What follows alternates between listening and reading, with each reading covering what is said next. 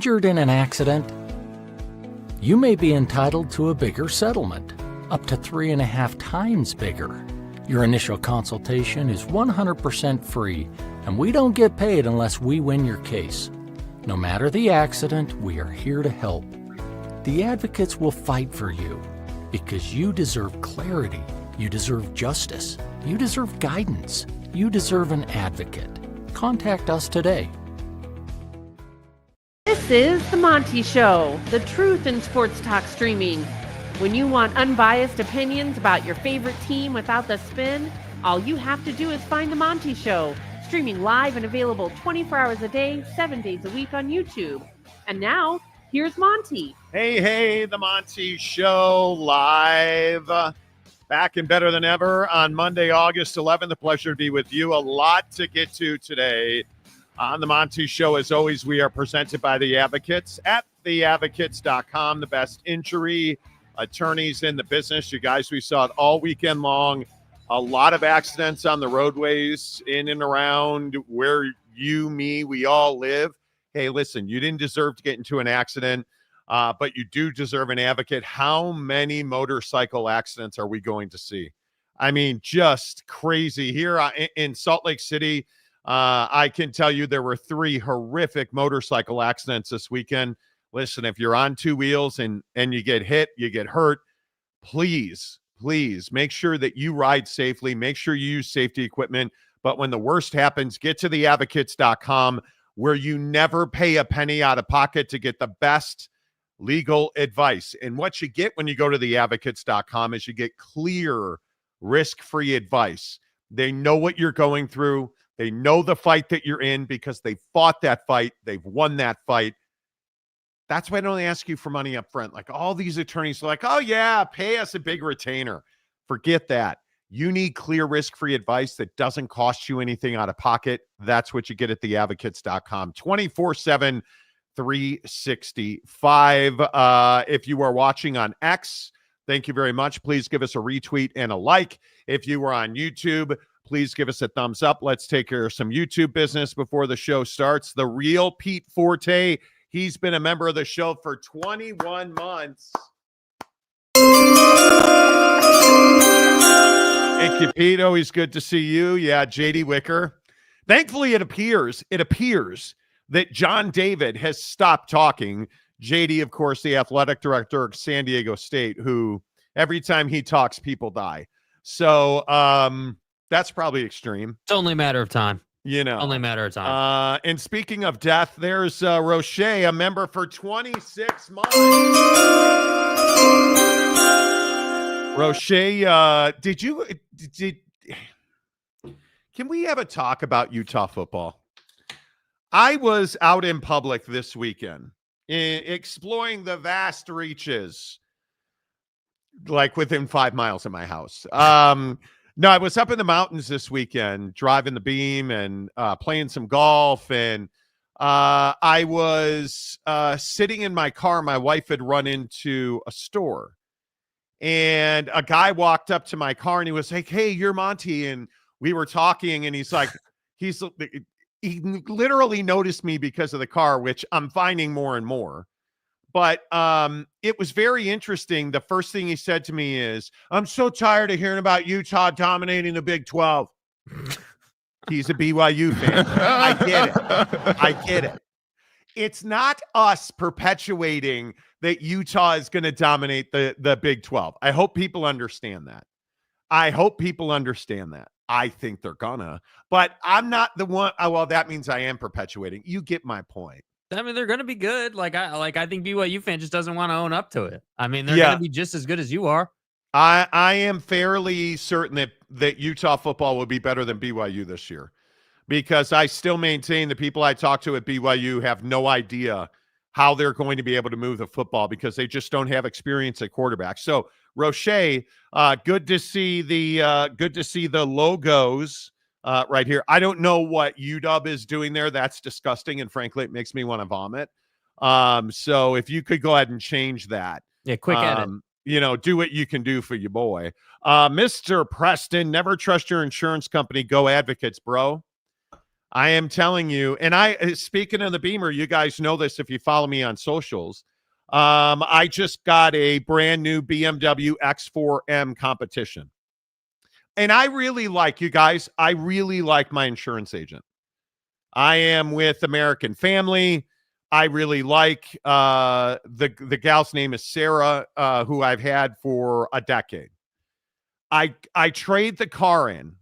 I go from a 2018 Jeep Grand Cherokee to a 2024 BMW X4M with a brand new car, right? And you would have think that I had a diamond crusted, Lambo, Ferrari. Like, we're sitting there arguing over premiums. And I straight up said to the admin I was talking to my agent, her admin. I said, if I get in an accident, how hard are you guys going to fight not to cover it? Chuckled, did not appreciate. She chuckled.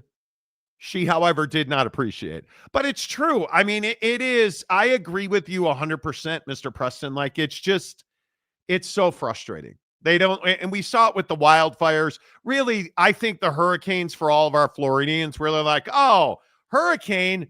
No, it wasn't the wind that got you. It was the flooding, and you don't have flood insurance. Sorry, buddy, you're not covered. Right? Like, that's the stuff that makes me crazy about insurance companies. It just is what it is. But Big Pontiff, good afternoon to you. Utah was not smart enough to put all their eggs in the Cam Rising basket. I mean, how could they be? No, that's over. That's over. San Diego State, Glenn, did Jake move to Oregon to unseat, quote unquote, the great radio wizard of the Northwest? No comment. No comment. No, I didn't. That literally factored nothing into the decision. Yeah. In fact, it's tough because the air up there stinks. Right. JJ 79 Jedi Buck. Ferris, like your new burner account name, Poncho. A new Monday, a new burner account, bro. Already Ohio State versus Hey, real quick, speaking of Ohio State, did anybody see the legendary, the quarterback of all quarterbacks, the guy? And listen, I'm happy to eat humble pie when I need to be humble, which is never. But did you guys see the legendary performance of perhaps the guy that is the single greatest quarterback that we have ever seen? And I mean, in the history of all football, in the single greatest preseason game I have ever witnessed as a young white man. I have never seen another quarterback. The greatest quarterback I have ever seen was clearly not J.J. McCarthy. Yeah! Is it time? And I know, Michigan fan, it's a little early. You guys are still hungover. I get it. Can I at least get some flowers on the fact that J.J. McCarthy sucks? That J.J. McCarthy is so unbelievably inaccurate. Oh, but Monty, greatest quarter, free Harbaugh t-shirts for nobody cares. Monty, that did was you college. See the arm sleeve that made him sling it exactly 15 yards down the field? And every Michigan fan, oh, the velocity. Hey, cool. He was horribly inaccurate, and he looked like he had no idea what he was doing. And I am warning you, and I want to get into this with rookie QBs today because I think this is an incredibly important discussion. And if we're going to sit here, and it's not we or me, it's not us, but if you jackwagons are going to rip Shedeur Sanders and say, oh, he sucks, Monty, they don't like the bling and the cars and daddy ball. Ice. Okay, yeah, the too much ice. We shouldn't say ice out loud in this country right now. Anyway, the point is, listen. Good point. The point is, listen, if we're going to rip Shedeur Sanders about how much he sucks, are we going to give him his flowers for being the best rookie quarterback in the NFL right now? And if we're going to talk about how JJ's the single greatest quarterback that's ever lived, are we going to at least admit he was the worst rookie quarterback this week?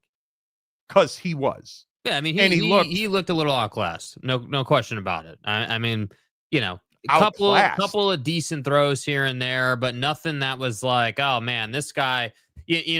I was expecting a lot more from him. Like, you've been sitting on the bench injured for a year, and you went out there and seemingly didn't have a good feel for what the defense was trying to do to you. Seemingly didn't look super comfortable. Like, I don't know, man. Everyone was like, "Oh man, this guy looks like a polished quarterback," and I was like, "Not really, dude. Not really." Like, no, but who was saying that?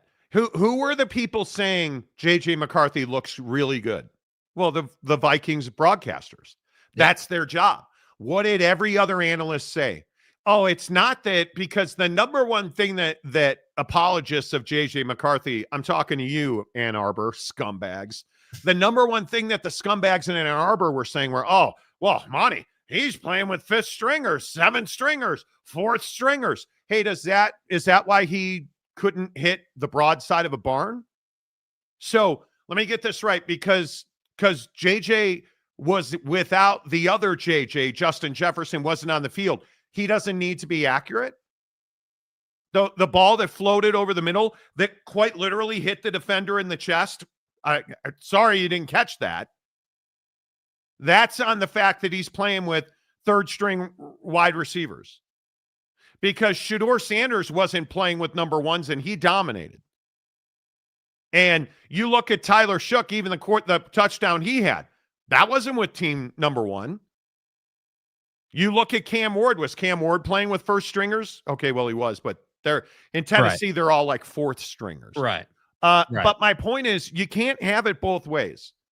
And I will continue to live and die on this hill. No career is won and lost. No Hall of Fame spot is ever cemented in the preseason.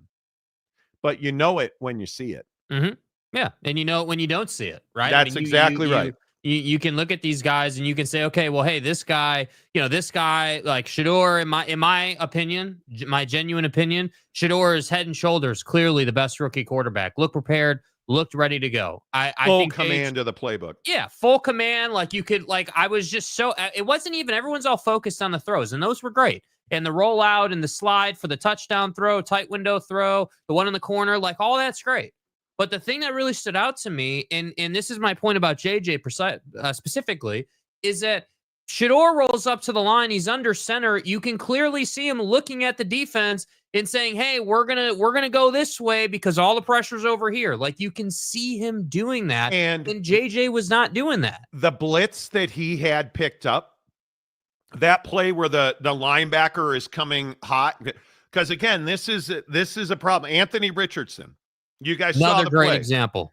Anthony Richardson. Everybody was saying, oh, the Colts blew the play and the line sucks and the wide receiver. The play where Anthony Richardson got hurt was 100% his own fault. And I tweeted this out and people were ripping me for it. That is a formation where the quarterback is hot. He's alone. He has no help. He's got to make a quick decision, and it requires him to read the blitz pre-snap.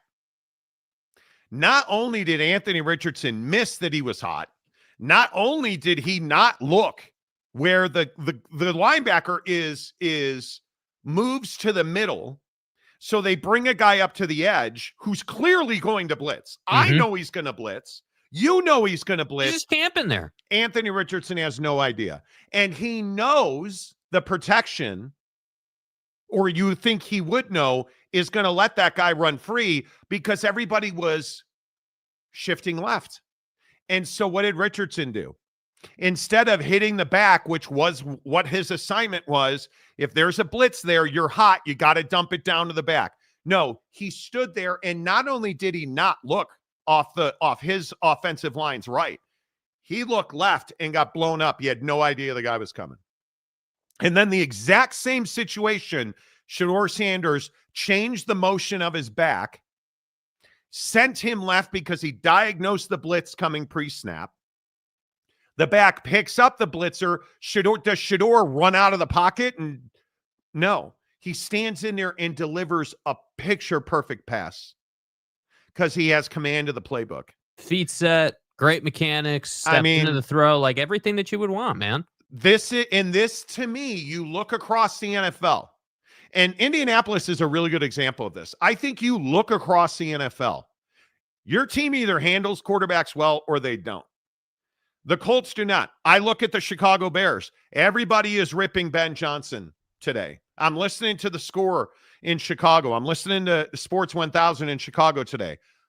Fans in Chicago crushing Ben Johnson for not playing Caleb Williams. And I'm sitting here saying to myself, okay, well, why didn't he play Caleb Williams? Well, we did not play the number one offensive line. So do you want to expose Caleb Williams to defenses on second, and really it wasn't even second stringers? 3/4 of that starting offensive line probably is not one or two. So I have no problem that you didn't play Caleb Williams. Why didn't you play the offensive line? Because they're not hurt. Oh, that's right. You're worried about getting your $66 million investment injured. Yes. Because that's what we spent on the offensive line in Chicago. As you should have. $66 million. Absolutely. We needed it. I'm here for it. Yeah. But do I like that Caleb Williams didn't get those live reps? No, I do not. I hate it. Do I like that he didn't play because the offensive line didn't play? Very much so. That was the right decision.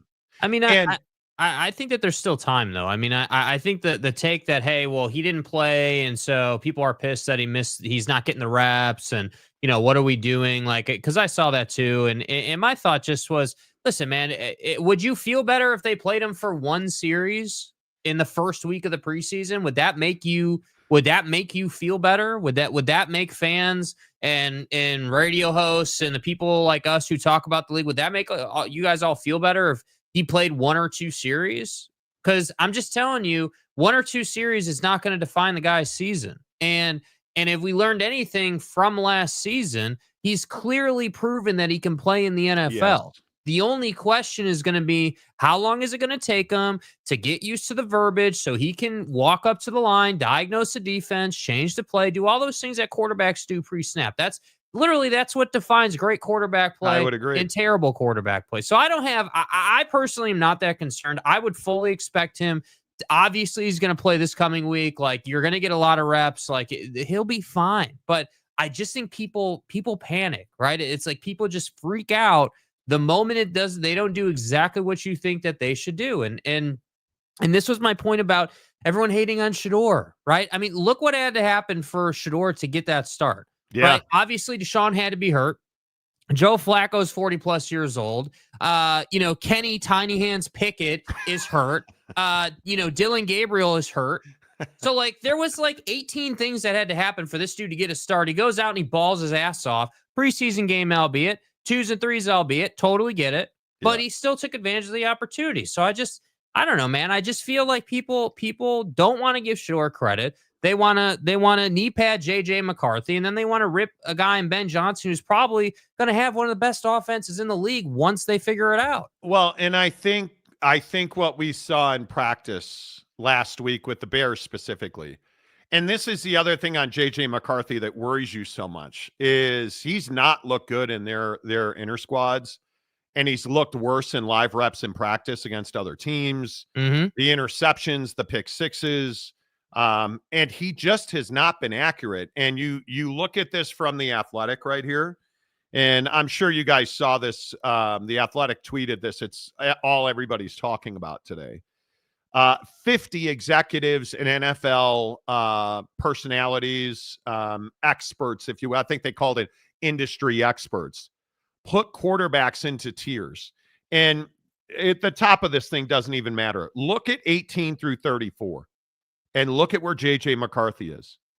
And then ask yourself right now today, JJ McCarthy or Danny Dimes in Indianapolis?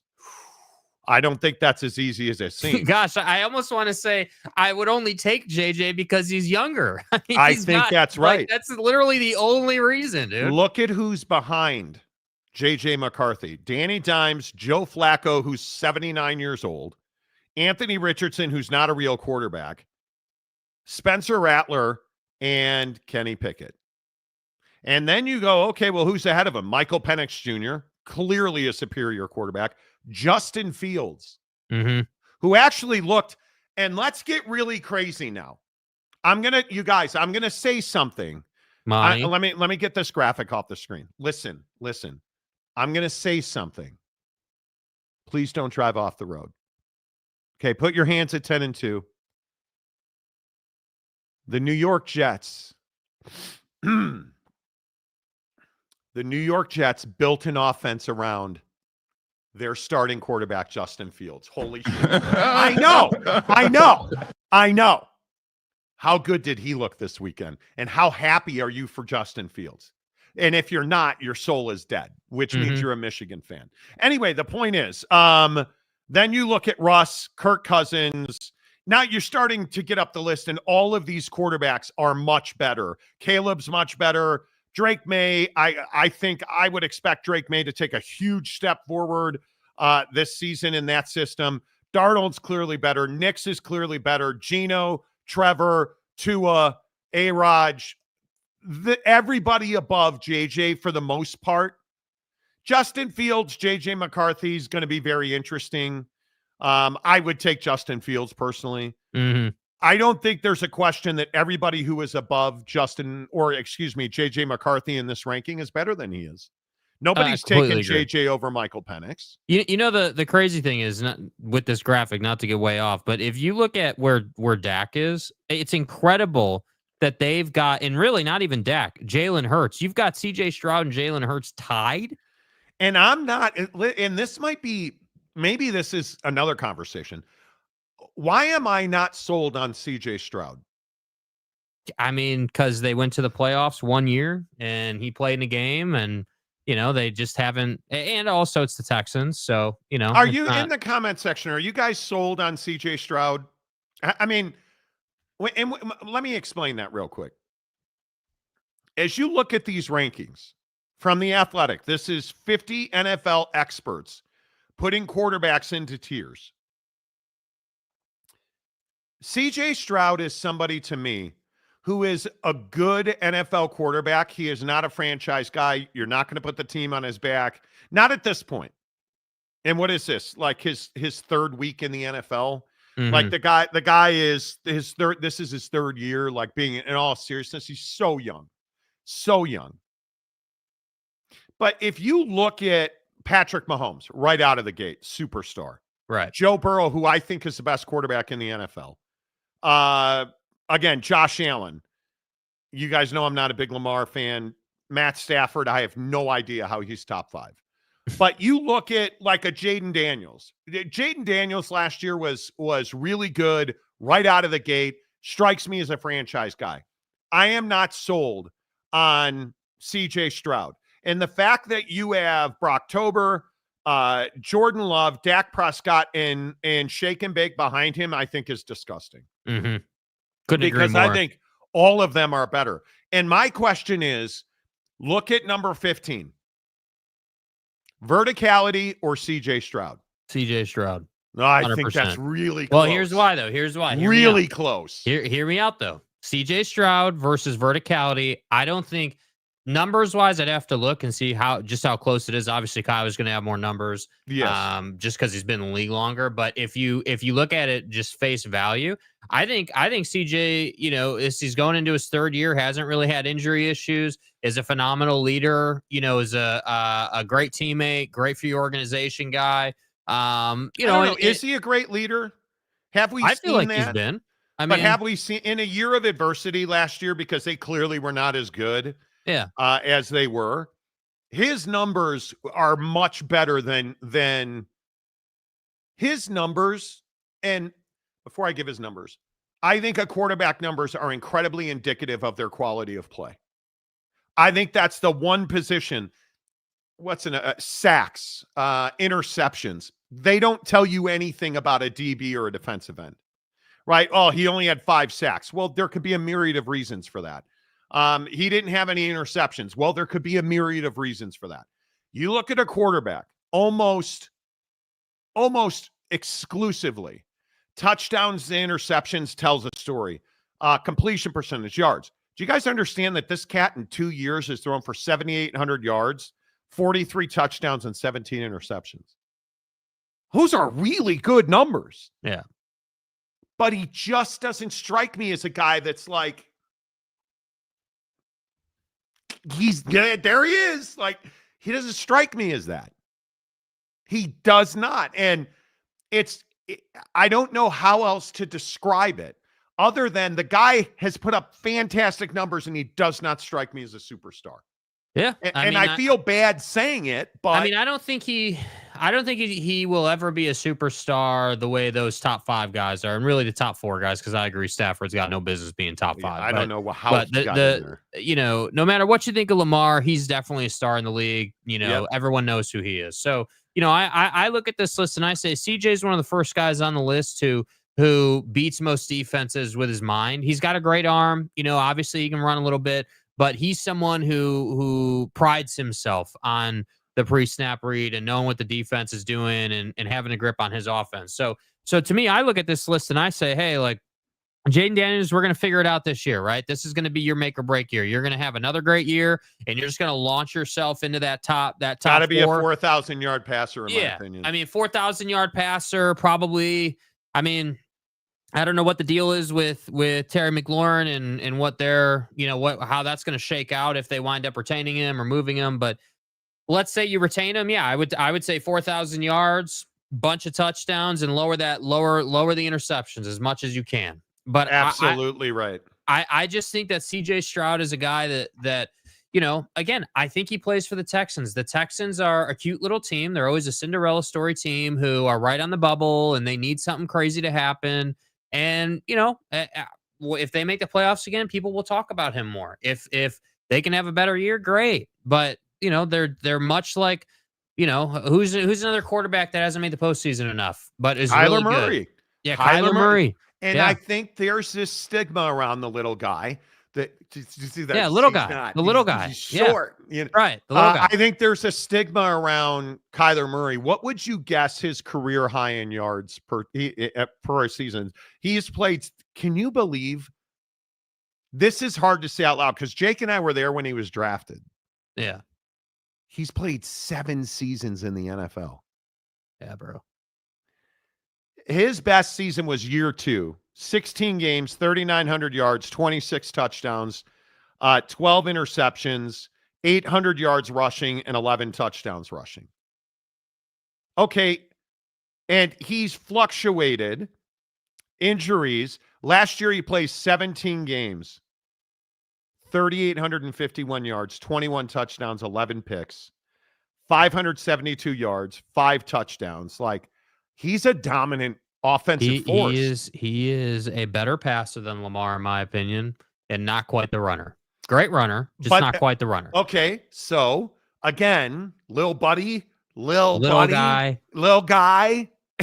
in Arizona, Kyler Murray or CJ Stroud. And I know it's crazy. CJ Stroud is not, and you said this before, and I should have probably slapped you in the bag when you said it. Mm-hmm.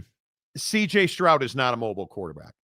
CJ Stroud is a guy who can move and he can run when he has to. Mm-hmm. He is not a running quarterback. He's got how many rushing attempts do you think he had in 2 seasons? In his 2 seasons, more or less than 100? Less. 91.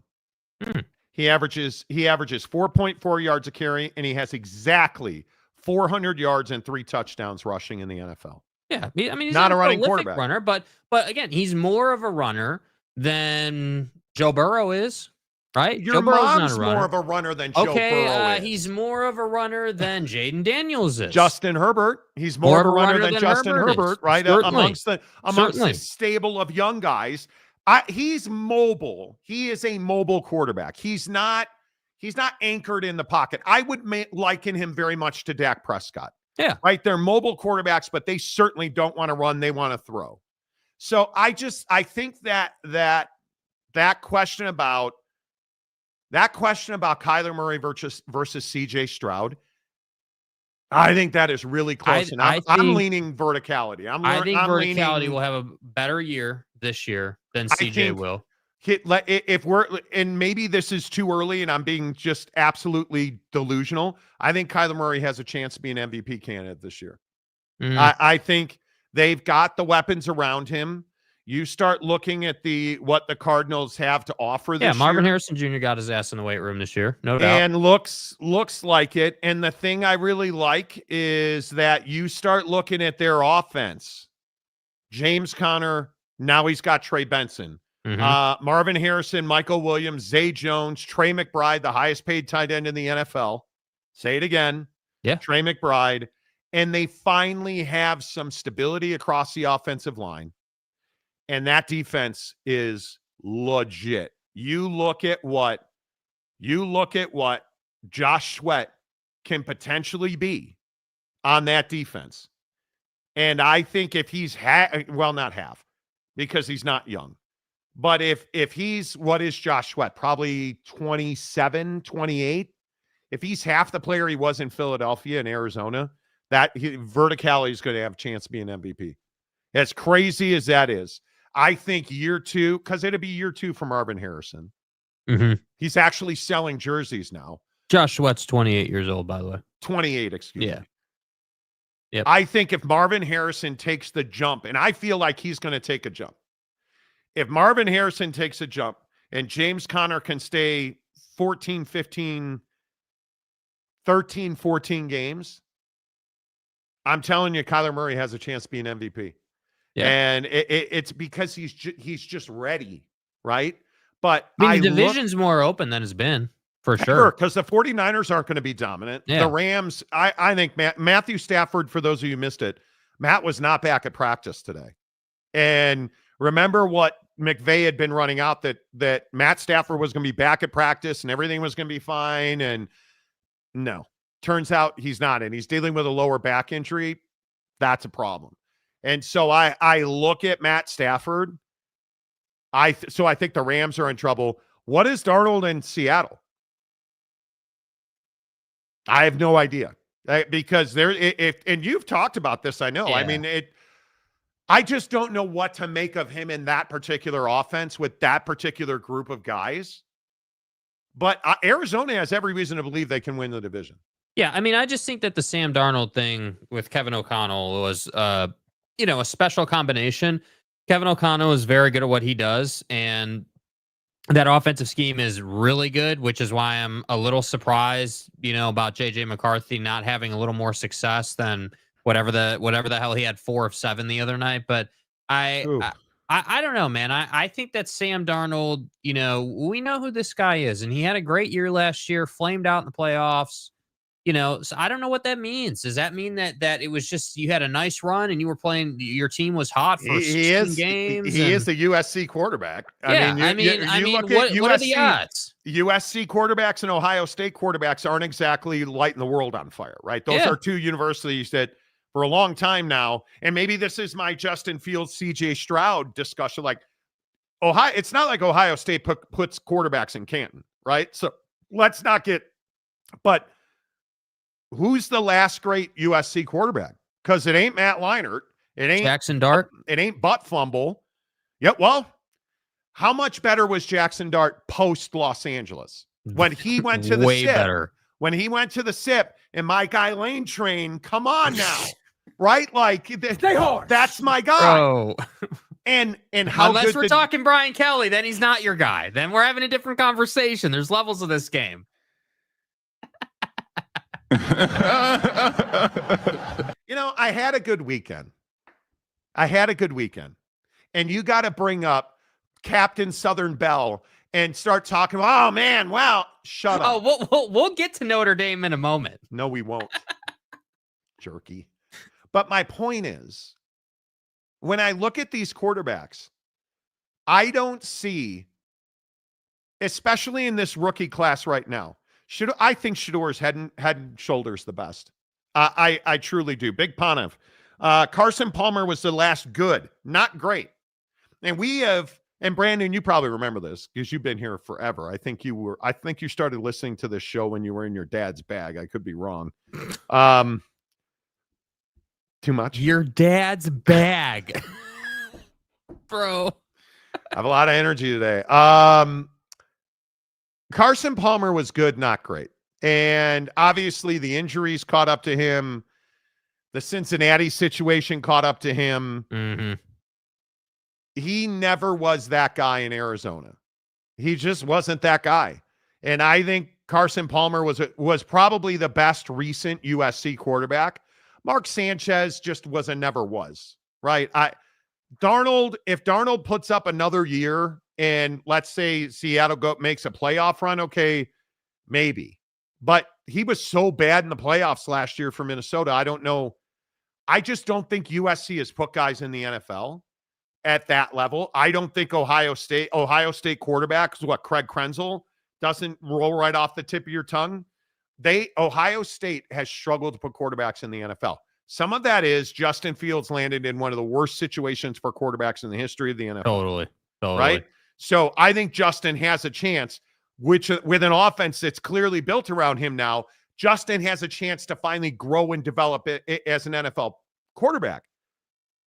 But it's not like Ohio State and SC are putting guys in the league. Yeah. And so... And there's a chance we'll find out with Will Howard, right? If old man can't make it the whole season, Will Howard will get a chance. Yeah. I mean, I don't know. It'll be interesting to see how all that plays out. Is there anybody here who wants to argue against Shedeur being the number one rookie quarterback? Bro, I just don't know how. I don't know how you even would. I don't know how you would. And again, in fairness, like, let me just get out in front of it. Yes, preseason game, but yes, his only opportunity this far. And I would also point out, if you zoom out of the game a little bit and you look at this dude's journey so far, I mean, this guy got punched in the bag on draft night and then for 3 straight days was left for dead. And I sit here and I say, everyone say, oh, this guy sucks and nice draft room and nice little song you put out on draft night and yada, yada, yada, and like nice antics. And, this isn't daddy ball anymore. And, they're not going to retire your jersey after your first play like they did at Colorado, like all that stuff. And I just think that, Shedeur deserves a lot of credit for just coming out and doing his job. And, Jake, it's that simple. Here's the truth.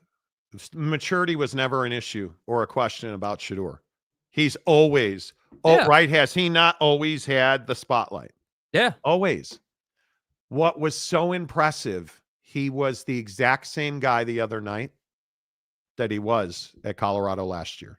Mm-hmm. And do you know how difficult that is, though? Like, not to interrupt you, but dude, like think of how compressed the timeline is to go out there.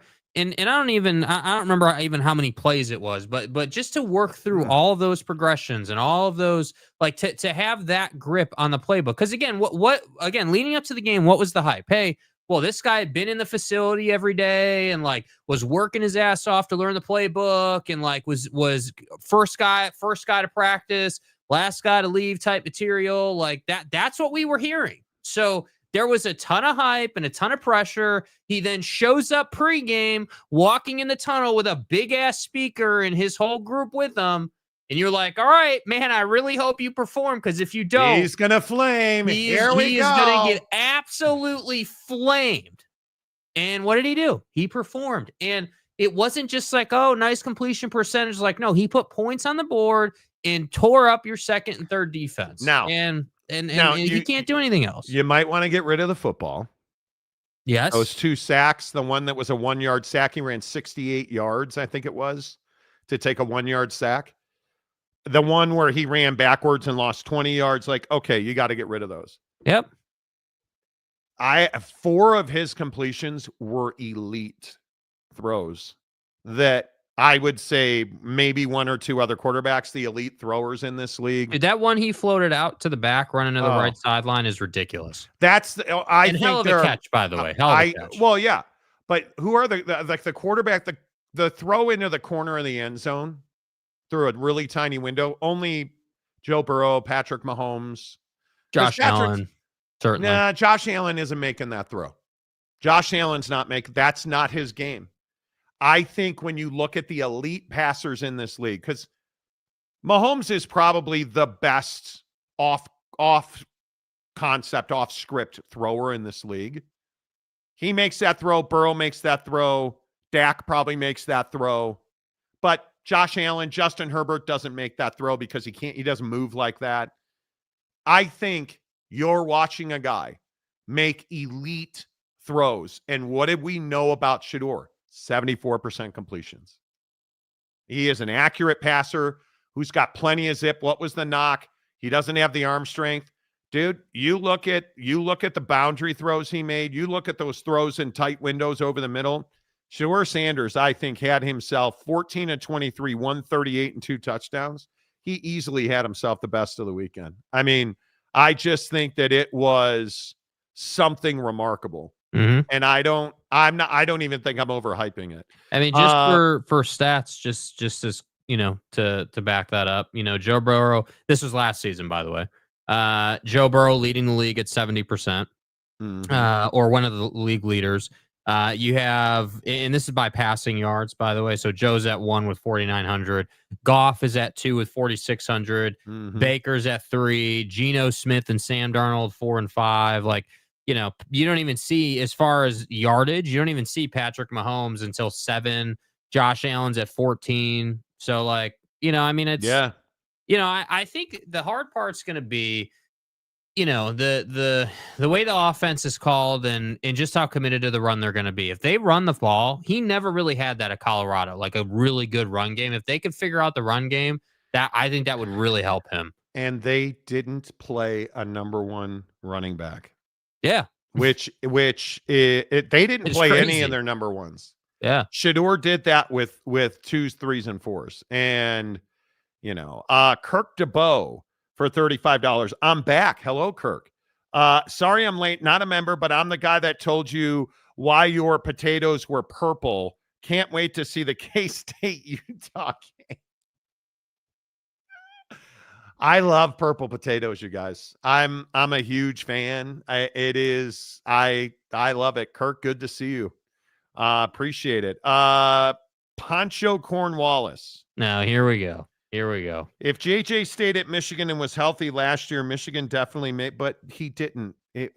Candies and nuts. I love all these, the level of delusion that Michigan fan has. Oh, JJ McCarthy's the best quarterback. He's the best quarterback who's ever played at Michigan. Fuck off. He's not. They didn't win a championship because of J.J. McCarthy. The rewriting of history by the scumbags in Ann Arbor is remarkable to me. Remarkable. Oak State James, Purdy is way better than Prescott. Okay. Thank you for your contribution. What are we doing? Wasikowski. So what Monty is saying is Detroit is going to win the division again. I think there's a real good chance of that. Yeah. I think Detroit should. Because I don't buy Minnesota's offense with JJ as the quarterback. He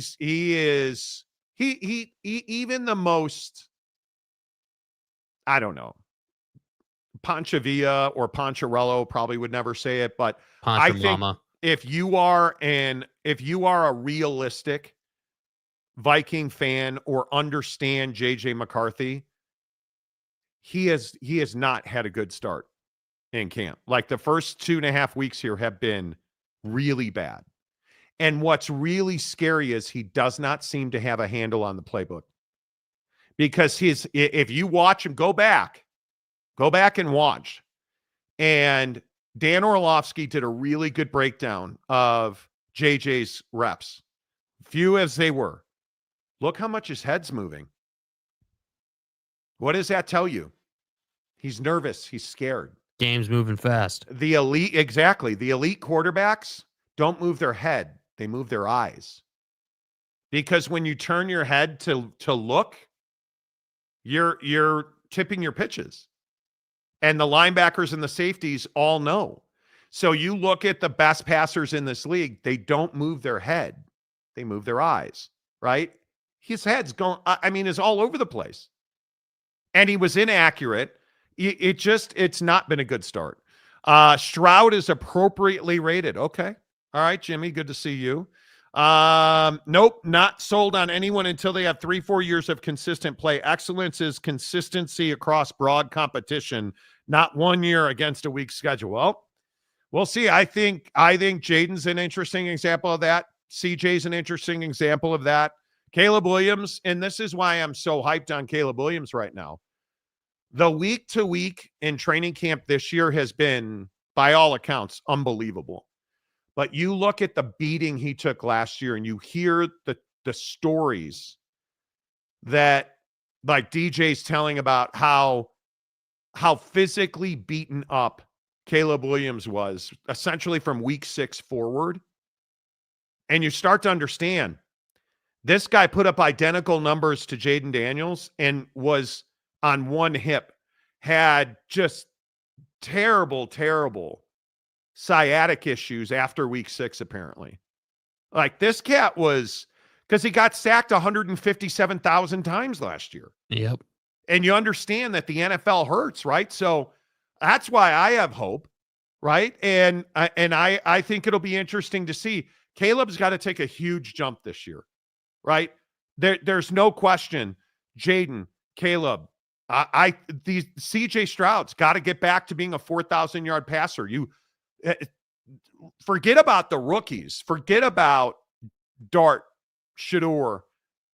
These year 2 quarterbacks have to be really good. Drake May in New England has to be really, really good this year because Mike Vrabel jumping into dog piles with cutting his face to break up a fight.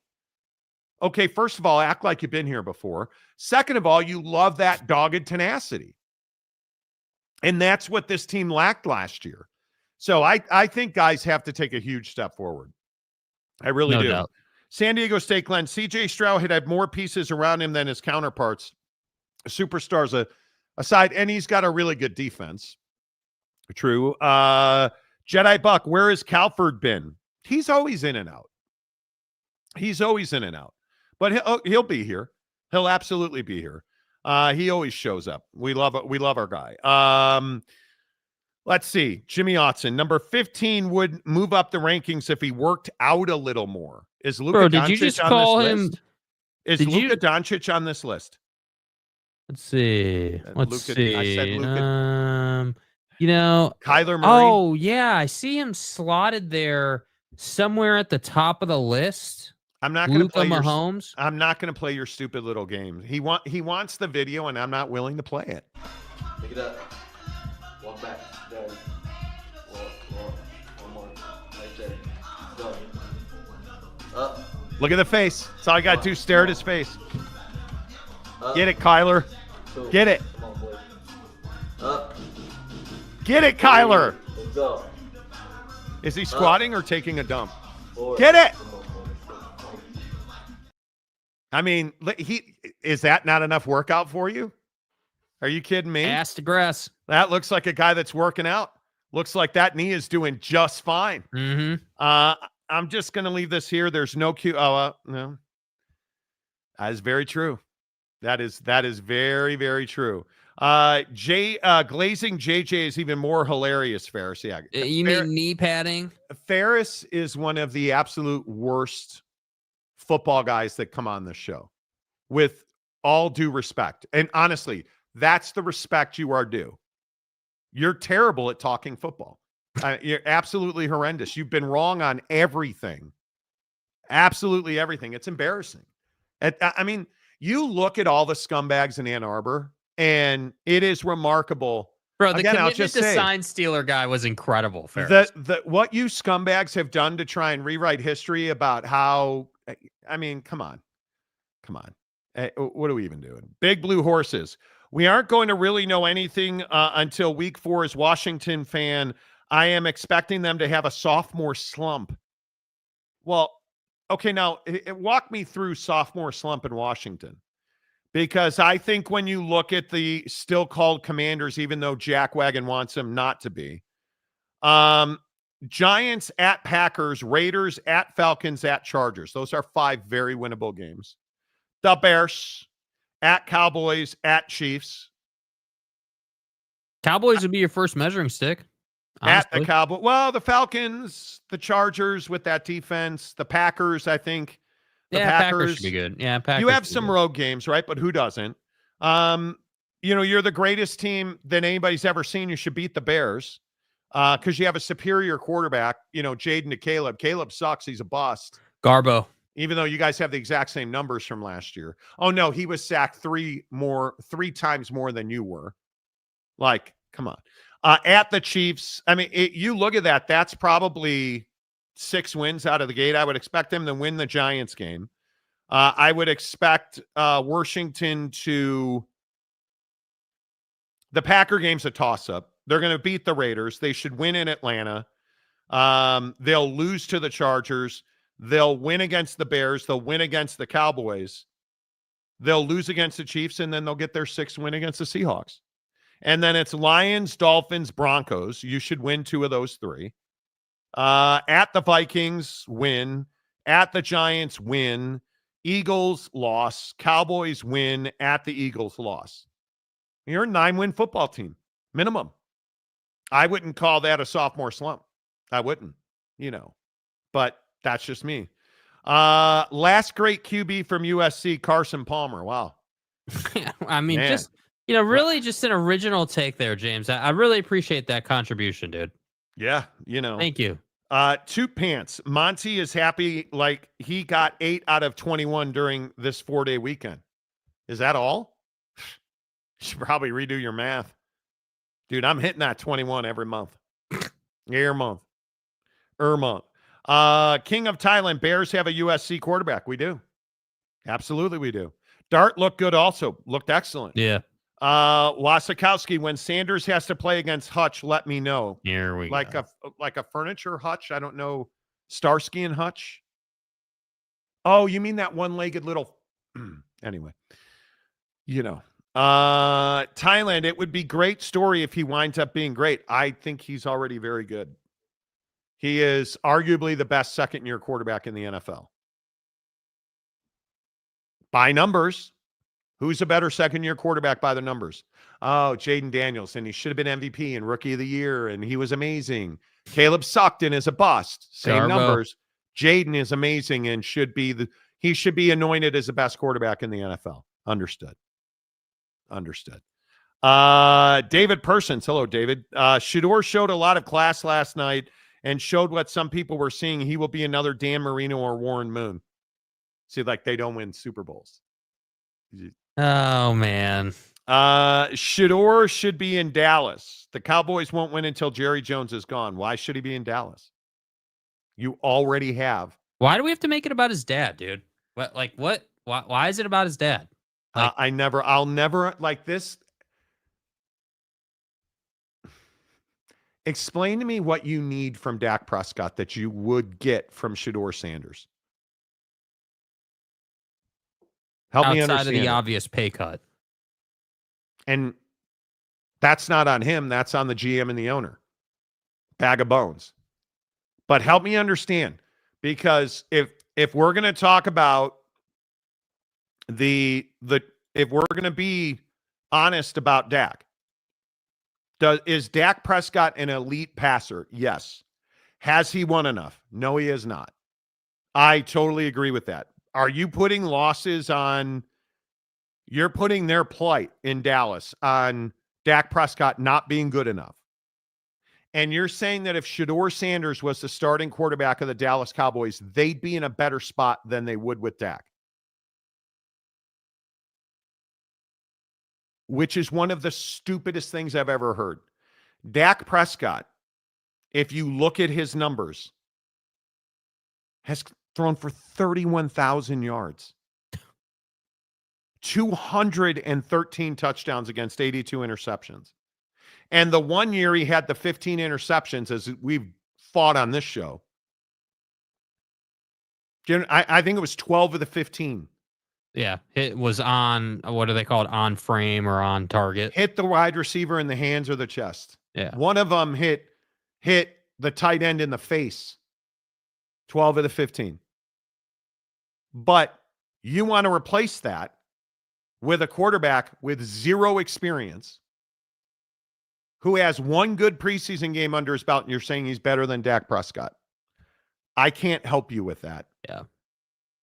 I can't help you with that. Eagles QB had a nice game. I hate it. I hate everything about it.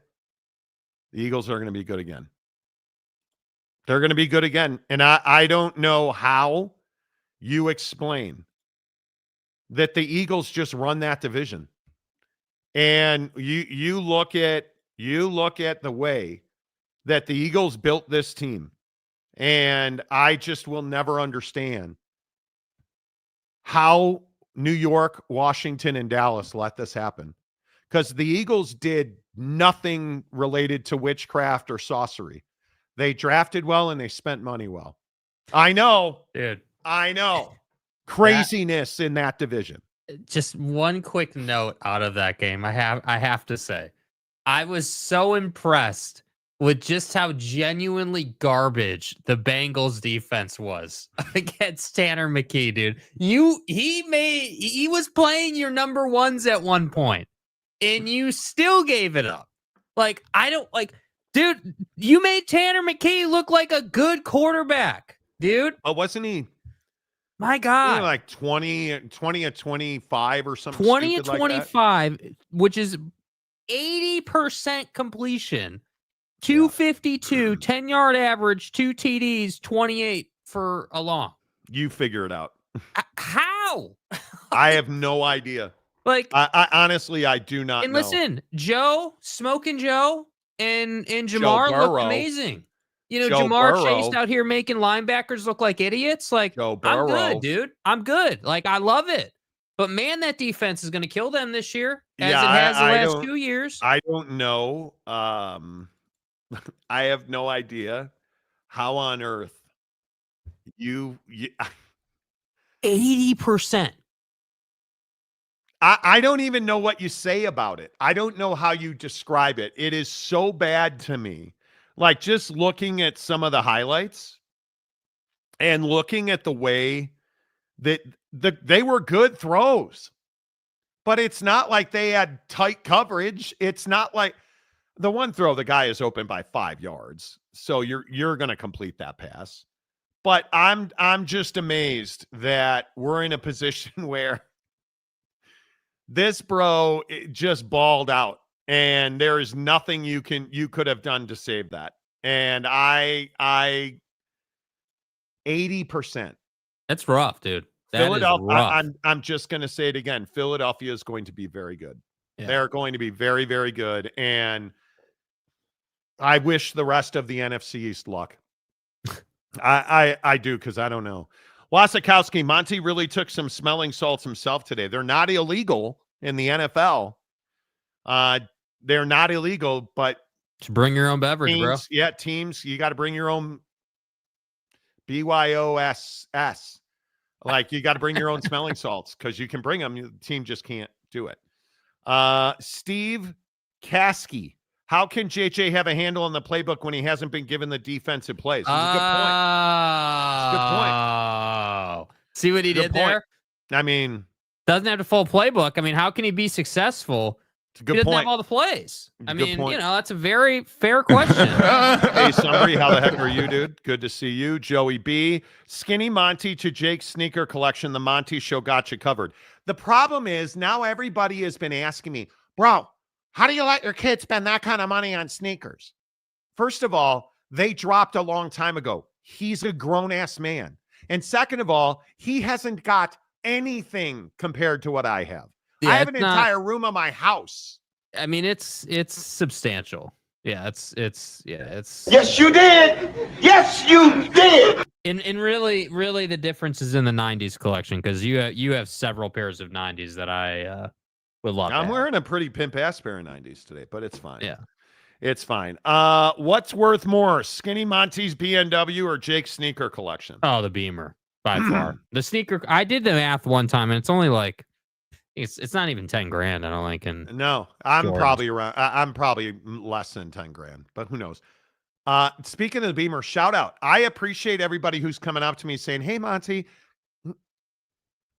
and I probably shouldn't say his name, but my guy at U Health. I'm sitting out front of U Health the other day.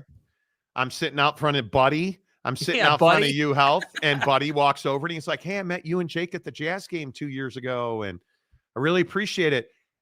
And here's one of the funny things before we get back to your comments. So if you guys notice, I create a lot of content alone. I'm the only one on this channel who ever creates content. Because I actually do play golf, and I actually do drive a BMW, and I am fat. That's true. No getting away from that one.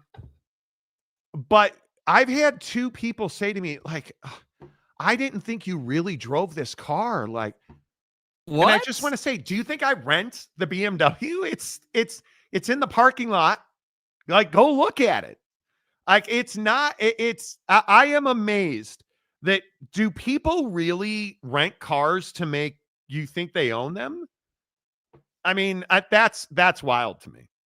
That's what odds me. Look at that. He's back in the gym.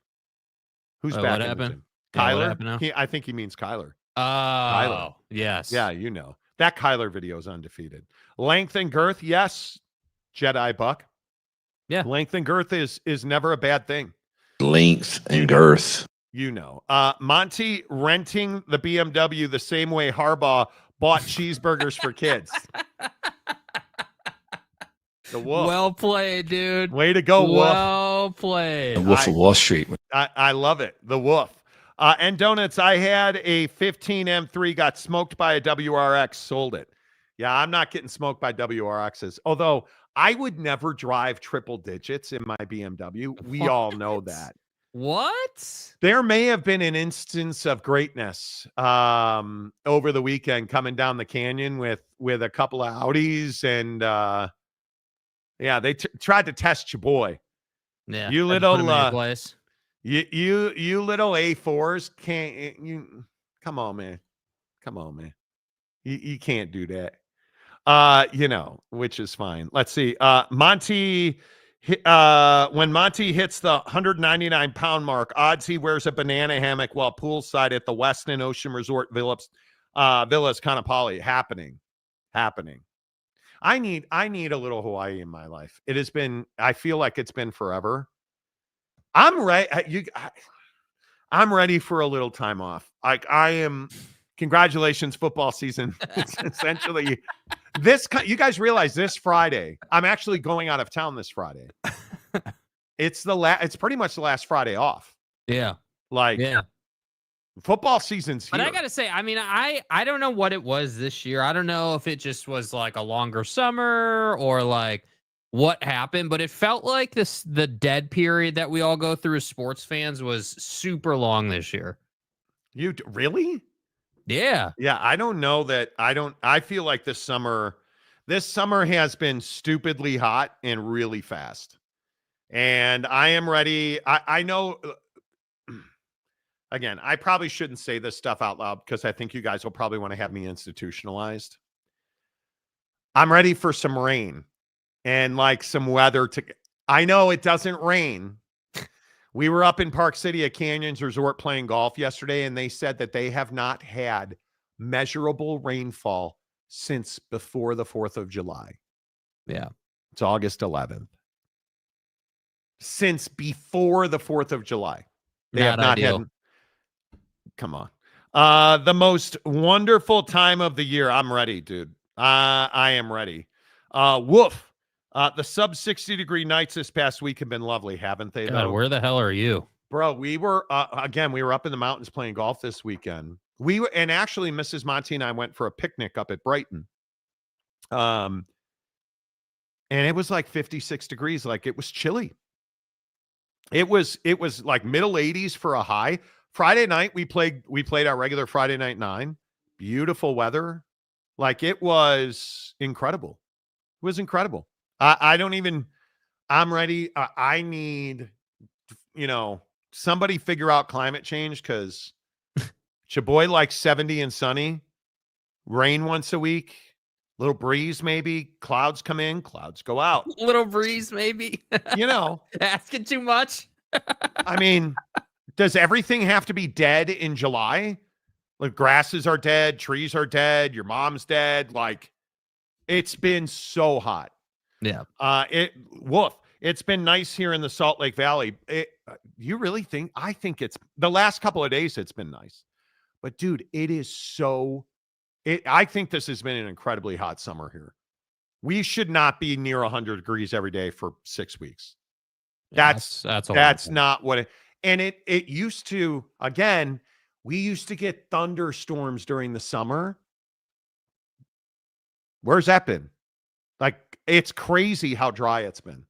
Crazy. And it's always windy here, but the thing about Salt Lake that's been really crazy, the wind and the air quality. This has been one of the worst air quality years we've had in some time. And again, not to keep saying it, but we were up in Park City yesterday. Big brand new fire broke out while we were playing golf. Parks Canyons Resort has their tee box number 6, which great story. Real quick, you guys don't give a rat's ass about this, but number 6, you are elevated and you're looking down on the green. It measures 4 something, but it doesn't play that far. I actually drove that green yesterday for the first time ever. Was able to hit a driver that was accurate enough to, but we're standing up on that tee box and there was a brand new huge fire you could see off in the distance because everything is so dry. It's just wild. Chad Perling, Monty, I noticed you parked next to a Honda Civic Type R at the golf course. There you go. I couldn't. I may have. I don't notice them little cars anymore. You know. I feel like it's getting to a point with people recognizing the car that you need the license plate needs to just be like Monty or something. Well, we've vacillated back and forth about do I get a vanity plate or do I not? And I take a lot of heat. I still think the Talks to You vanity plate was the best one I've ever had. Yeah. And Flu Game, now that Flu Game is dead, I'm going to have to find something. I'm not sure what that is, but I'm going to have to find a plate or two. But yeah, there you go. Wasikowski, being able to spend summers in Michigan is like fall now, right? Like, you moved to fucking Florida, guy. Did you think it was going to be cooler? You had to know, Eric, you had to know that as a working man, because you are a working man, as a working man, Florida was going to be hot. And I don't even know where in Florida you live, but it's certainly warmer than Michigan. It's going to be moist. Hey, to all of our friends in the Midwest, this rain has been crazy. Please be careful. What's going on in Chicago, Milwaukee? I mean, the rain in the Middle East, the rain in the Midwest this weekend was crazy. The Wolf. No, sorry, I agree. These last few days have been nice, right? Friday night was just epic. Ryan Smith is responsible for air quality in your area. I believe he is. I mean, that seems like a really reasonable take, dude. Thank you. Believe he is. I will say the only thing one of the main reasons I would think about moving from Utah is what's happening with the Great Salt Lake. The water levels are getting to a point where we're going to start getting poisonous dust released from the lake. And if that happens, dude, it is, not good. Air quality, yikes. I was driving over the Chicago Sky Bridge a couple of weeks ago and couldn't see downtown, just a haze. It's happening in a lot of places, man. Happening in a lot of places. Joey B, odds that Monty tells Jake to move his car truck out of the garage when he visits Jake's home, -110. Jake not allowed to park in his own garage when Monty comes over. Jake's probably got a pile of crap in his. Do you have a garage? I do. Yeah, one car. How full is it? Not very full at all, actually. You're a liar. I'm not a liar. I'm not, because we got a storage unit. So we don't have a lot of stuff at the place. Oh, you got a storage unit. Yeah, okay. We got a storage unit. So we don't have a lot of stuff at the place. Big Blue Horses, Monty, your vanity plate should say macaque. Stay hard. Okay, listen, we've been over this, dude. I don't disagree. Do you guys... Macaque. Do you dare me? I guarantee you I could get macaque approved because I'll say I train monkeys. I train monkeys. I'm a zookeeper. Quote, I train my monkey. I am a zookeeper, and I have a particular affection for macaque monkeys and macaque. Right. Yeah. Chad Perling, didn't really see you. I'm sitting at home in El Paso, but my insider said you 3-putted after the 6-hole drive, bro. And the video is on my social media. I had the worst. How does that not go in, dude? I played I played a terrible round of golf yesterday. On the 18th, it's an elevated tee box. It's, I think 325 is what my laser measured it at. I hit a PXG mini driver. If you guys aren't playing a mini driver, you're dumb. I hit a PXG mini driver, and it was probably 14 feet, 15 feet from the hole. Drove the green, eagle putt, perfect putt. Hit the hole and just kind of didn't go in. Stopped like an inch from the hole, which is what your mom said. But it stopped like an inch from the hole. Hit the hole. Like, if you won't believe it, I think the short is on the YouTube channel. I think I know it's on my TikTok, Instagram. Bro, I was at 10,000 followers on Instagram or on TikTok. I am so pissed about this. Yeah, I saw this too. I was at like 90. I needed 16 followers. I think it was at 9,984. I posted another video. I go back to look at my metrics. I'm back to 7,000 followers. Like, what? Do you know how long the climb to 10,000 was? To be back at 7,000 is just an absolute kick in the bag. Like, I went from 90, I was at 9,900. I'm at 7,700 now. Yeah, or 7,100. That's painful. Dude, it is absolutely. Go find him on TikTok, follow him, get him back up there. I'm at 7,205 now. I was at 9,984. And I'm at 7,205. Oh, my God. Mike Smith, it was an inch short. That's what she said. Ho, ho! Oh! See, Yeah, you know. bada bing. And remember, the worst day golfing beats the snot out of the best day doing your show. Well, that's absolutely true. Friday night was amazing. We played a great round. I shot 2 over. I had an absolute disaster of a 6th hole at Glenmore. This par 5, I made a bomb of a putt. I putted really well this weekend. There's a par 5. You come up out of this valley, you play this par 5. You turn around and you go the exact opposite way on a par 4. Pulled my driver way left. Hit a pitching wedge that was short. Pulled a pitching wedge way left. Hit a 60-degree that went way long. Like, I took a 6 on a par 4. Absolutely gutted my round because I had back-to-back birdies to get from even par to 2 under. Then I was 1 over, and then I parred out the rest of the way. I will do at some point. I am going to shoot a 35 on the front 9 at Glenmore, and I don't know how, but yeah. It is what it is. All right. Hour number 2 of the Monty Show is always presented by our friends at the Advocates, theadvocates.com, the best injury attorneys in the business. Is the Big 12 being overlooked again? Let's talk about it next. When you've been injured in an accident, one thing leads to another. Your injury leads to treatment. Treatment leads to hospital bills. Bills lead to debt. Debt leads to stress. The Advocates can help relieve that stress. Having an advocate attorney on your side leads to faster resolutions, fair outcomes, and a peaceful recovery for you. You deserve an advocate. Yes, you do deserve an advocate at theadvocates.com, the best injury attorneys in the business. Best part is you don't pay anything out of pocket. And I just, for all of our Utah and Salt Lake City residents, the motorcycle deaths this year, we had one in South Jordan where there was I think it was a 17-year-old kid that got a motorcycle for his birthday, if I remember right. I could be mixing these up because there's so many of them. But he was driving down this a road called Redwood Road, and somebody made a left turn in front of him. He had a full green light. By all accounts, he was not speeding. Like there's just such a lack of respect for motorcycles and bicycles on the road.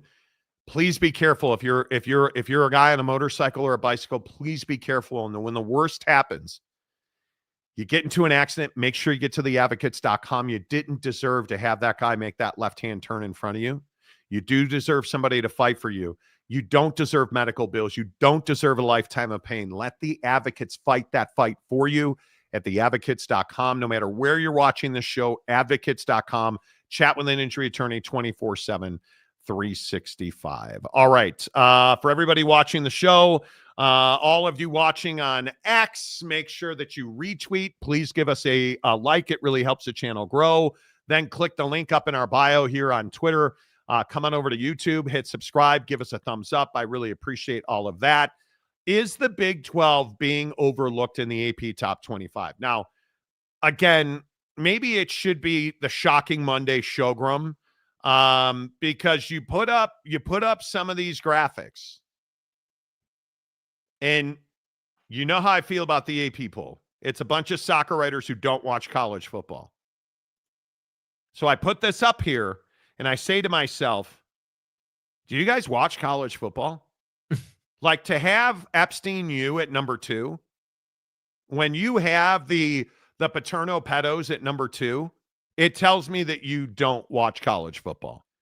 When you have Notre Dame without a quarterback at number 6, I'm a little surprised by that. When you have Illinois at 12, and I understand that Illinois is going to be better. Somebody explain to me how they're at 12.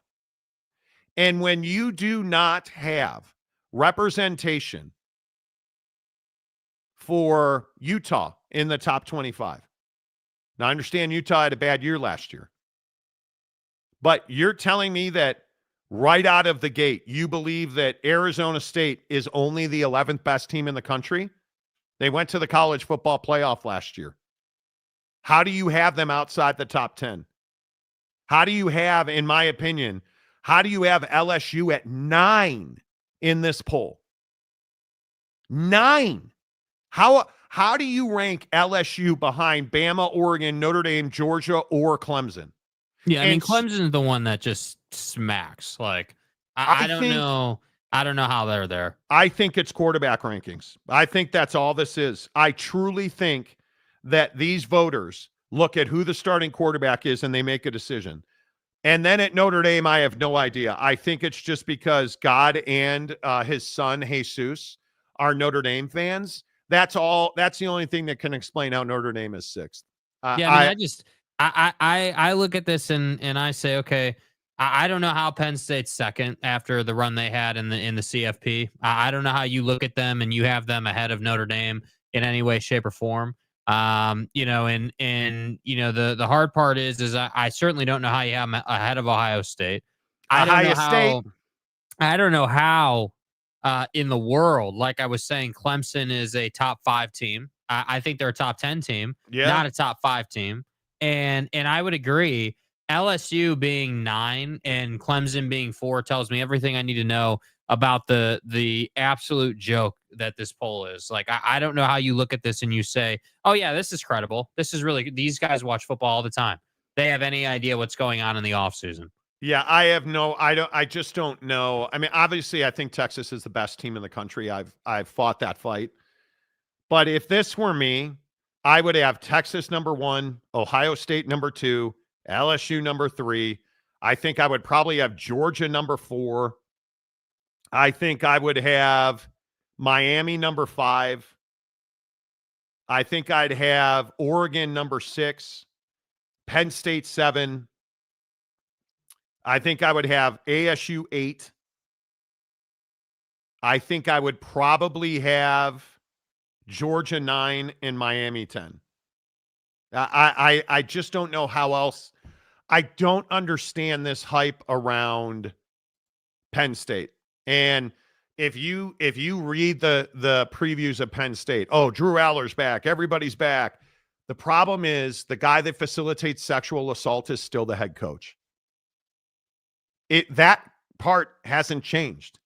And if we know anything about college football teams take after the characteristics of their head coach. And guys like Epstein U's head coach makes the same mistake all the time. Brian Kelly makes the same mistake all the time. Lane Kiffin, same mistake all the time, right? Lincoln Riley at SC doesn't have a defense. Same mistake every year. Nothing seems to change. And when you have a guy like Drew Aller who cannot complete a pass against Notre Dame, there's nothing that says he's going to get exponentially better because there's nobody driving him. And I think you look at Penn State and you look at what those pedos do, And I think you look at how disgusting they are as human beings. My belief is that this is a vote because the facilitator of sexual assault and Epstein U beat 2 FCS teams last year in SMU and Boise State, and then rolled into the playoffs against Notre Dame and absolutely got thumped because they're classless. They're not talented. They're experienced. And hey, maybe I'll be completely wrong, but what you're going to see is quarterbacks in college don't generally change their stripes. When they are significantly better, it's because the system and their internal drive makes them better. Drew Aller has been the same quarterback since day one that he is today. And they're not better. And I think when you look at how disgusting the history of Penn State football is, I just don't think they belong at number 2 in this poll. Yeah, and double down on that. I mean, I think that, writers don't even consider the history. I think they just say, oh, well, all these guys are back and here are the headlines, and so we're just going to put them 2 in the country and not think twice about it. Like, that's the part that bothers me. And I just think that I get it. Like, I'm sure we have 1,000,001 comments saying, oh, well, this is just a talking point. That's what the preseason poll is about. And while I agree with that on some level, it still matters. I mean, it still matters to me. Like, if I ask any one of you, hey, well, who do you think is the best team in the country? And, on this show, we're both in agreement that it's Texas. But if you come out and you have some wild ass take that, Texas Tech is the best team in the country somehow, or just some off the wall, uneducated take of whatever team. Well, that tells me the credibility that tells me, your lack of credibility on the topic. And so I look at the AP Top 25 preseason poll and I sit here and yeah, I think you're right. I mean, I think that the teams that are not making massive splash headlines, the ones that aren't obvious, are the ones that took a beating in the poll. Arizona State is the poster child for that. I think Utah is the second poster child of that, which is why I sit here and the title of the show today is Big 12 Football is Invisible, because quite frankly, it is invisible in the offseason. Like, what is the narrative coming out of the Big 12? Oh, well, Texas Tech is spending all this money. Man, really did wonders for him in the preseason poll, didn't it? I don't know. Really. I look at Epstein U, where they facilitate child sexual assault for decades. And I look at their schedule last year, and what those disgusting people did is they lost to every good team they faced. And you look at the fact they lost to Ohio State. They lost to Oregon. They lost to Notre Dame. I mean, what else is there to talk about? Oh, well, I love how the pedo media says, oh, well, we demolished SMU and Boise State. Is that really an accomplishment? That team is built on defense, and they're very good defensively. They don't have an elite quarterback. They don't have a guy that you can say, go ahead, kid, make me this throw to get us a first down so we can kick a field goal. How'd that work out in a close game where Notre Dame couldn't move the football because your defense is actually legitimately good at Epstein U? Explain to me how your quarterback could not convert a first down. Explain to me how you got schemed by a basic Notre Dame defensive set. They were not in disguise. That was not exotics. They were in there. We were in our base defense. And you threw the ball right to a defender. Yeah, well, I mean, what is it? Well, I remember talking about this while we were watching the game. And we were sitting there saying, yeah, man, they're just playing 4-3. 4-3, base defense, little cover 4 action, 2 safeties, no big deal. We were watching the game at CES at Nora's Italian in Las Vegas. Yeah, this isn't rocket science, dude. And we couldn't throw the ball because we didn't have a quarterback. Our running back was on one leg. We still scored 27 points, and you couldn't score 24. More than 24. It's amazing to me that you have a situation, and this is, again, what I say about the Big Ten, and I continue to say this. How many elite teams from the Big Ten do you see on this graphic? I see one, and it's Ohio State. And I think Ohio State has a lot of proving to do. Now, Ryan Day's great with quarterbacks, and Julian Sain, I think, is going to be just fine. And especially when you have the weaponry they have in Columbus. And that defense is really good. I think they're going to be fine. But you look at the rest of the Big Ten, I think Oregon has a tremendous amount of proving to do. I think tremendous. Illinois is lofty at 12. Absolutely lofty. The scumbag lying cheats in Ann Arbor don't belong in any football pool.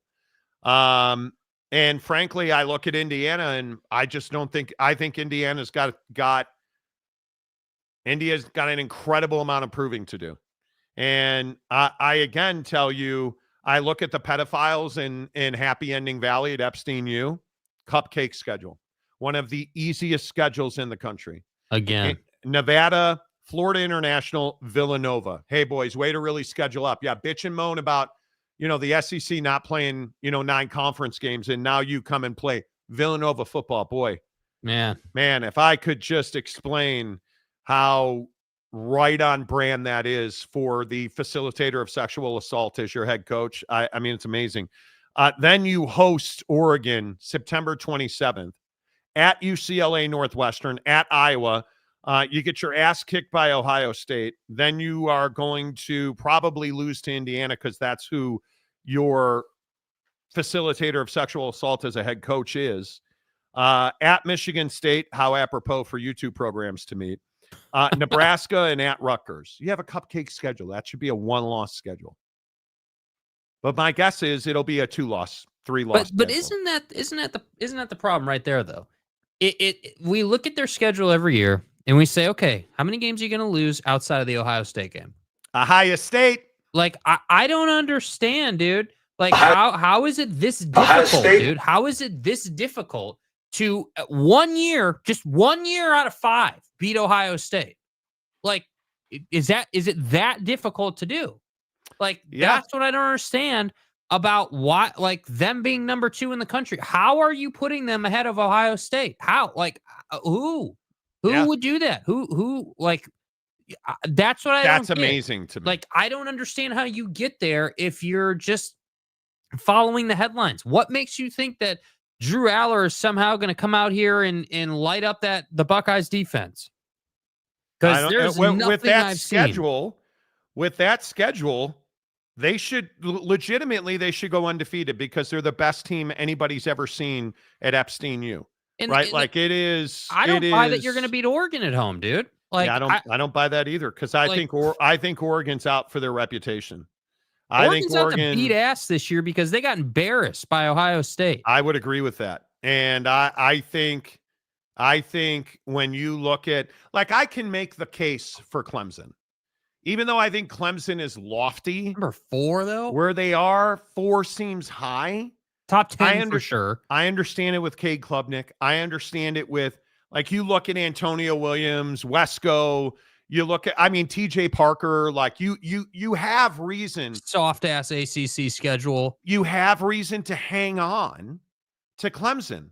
Dabo's a guy who's been there. He's experienced it. I think he led a vastly undermanned team last year to heights that I don't think anybody thought they could get to. And I think we found out who they were when they got there. But I think you look at the rest of the ACC, I don't think there's any doubt that Clemson belongs in a group with Miami. I'll be interested to see what is SMU again. Where is Florida State again? This is my point. Again, Miami might be the best example of this. Mm-hmm. Why do we have faith that Miami is going to be the same team they were last year? I understand Buddy transferred in and everyone's all over Mr. Carson Beck and my God, he's amazing. We're going to find out how good Carson Beck is not playing with that Georgia defense. We're going to find out. But I'm not going to sit here and say that there's somehow what are they? What are they, like 12th or whatever they are, 10th? Yep. Like I'm not going to make them a top 10 team. You're going to have to show me that you can beat like you're going to have to show me that you can beat a college football playoff caliber team before I'm going to be like, yeah, man, Carson Beck, he of all his greatness is going to be able to carry Miami. I agree. Carson Beck's an issue. He can't lose to fucking Syracuse. Right? Like, the problem is Mario Cristobal. I don't think anybody here that knows college football And I don't even know if our guy Rock and Rant is here today, but I'm sure he would back me up on this. He's our resident Miami expert. Mario Cristobal knows how to collect talent. He knows how to build a program. And he knows how to lose that one game every year that's going to put you in a really bad spot when the postseason shows up. And until Mario Cristobal can get that hex off of him, because I don't think there's any doubt. There's no doubt, and I know it's revisionist history.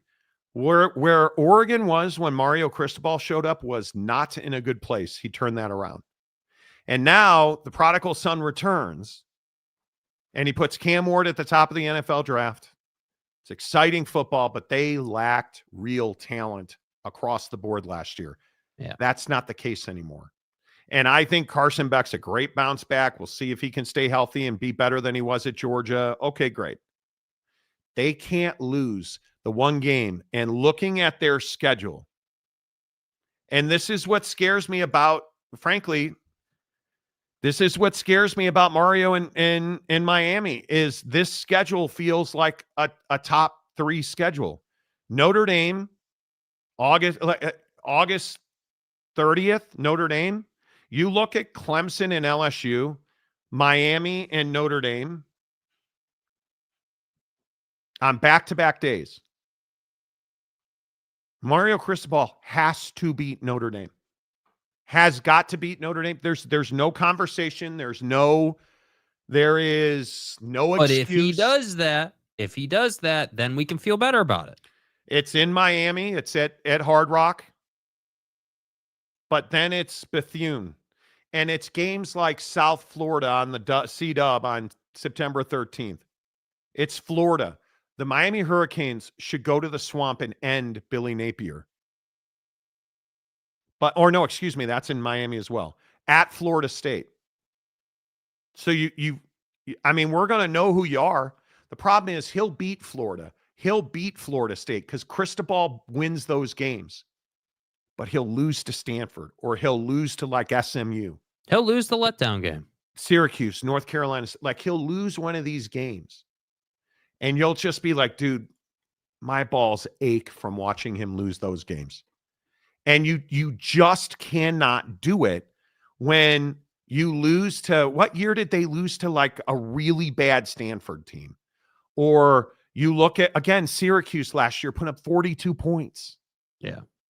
Right? You cannot do that. And I just look at the talent level on offense. If we just look at their offense, yes, Carson Beck is everything that has to happen. I totally get that.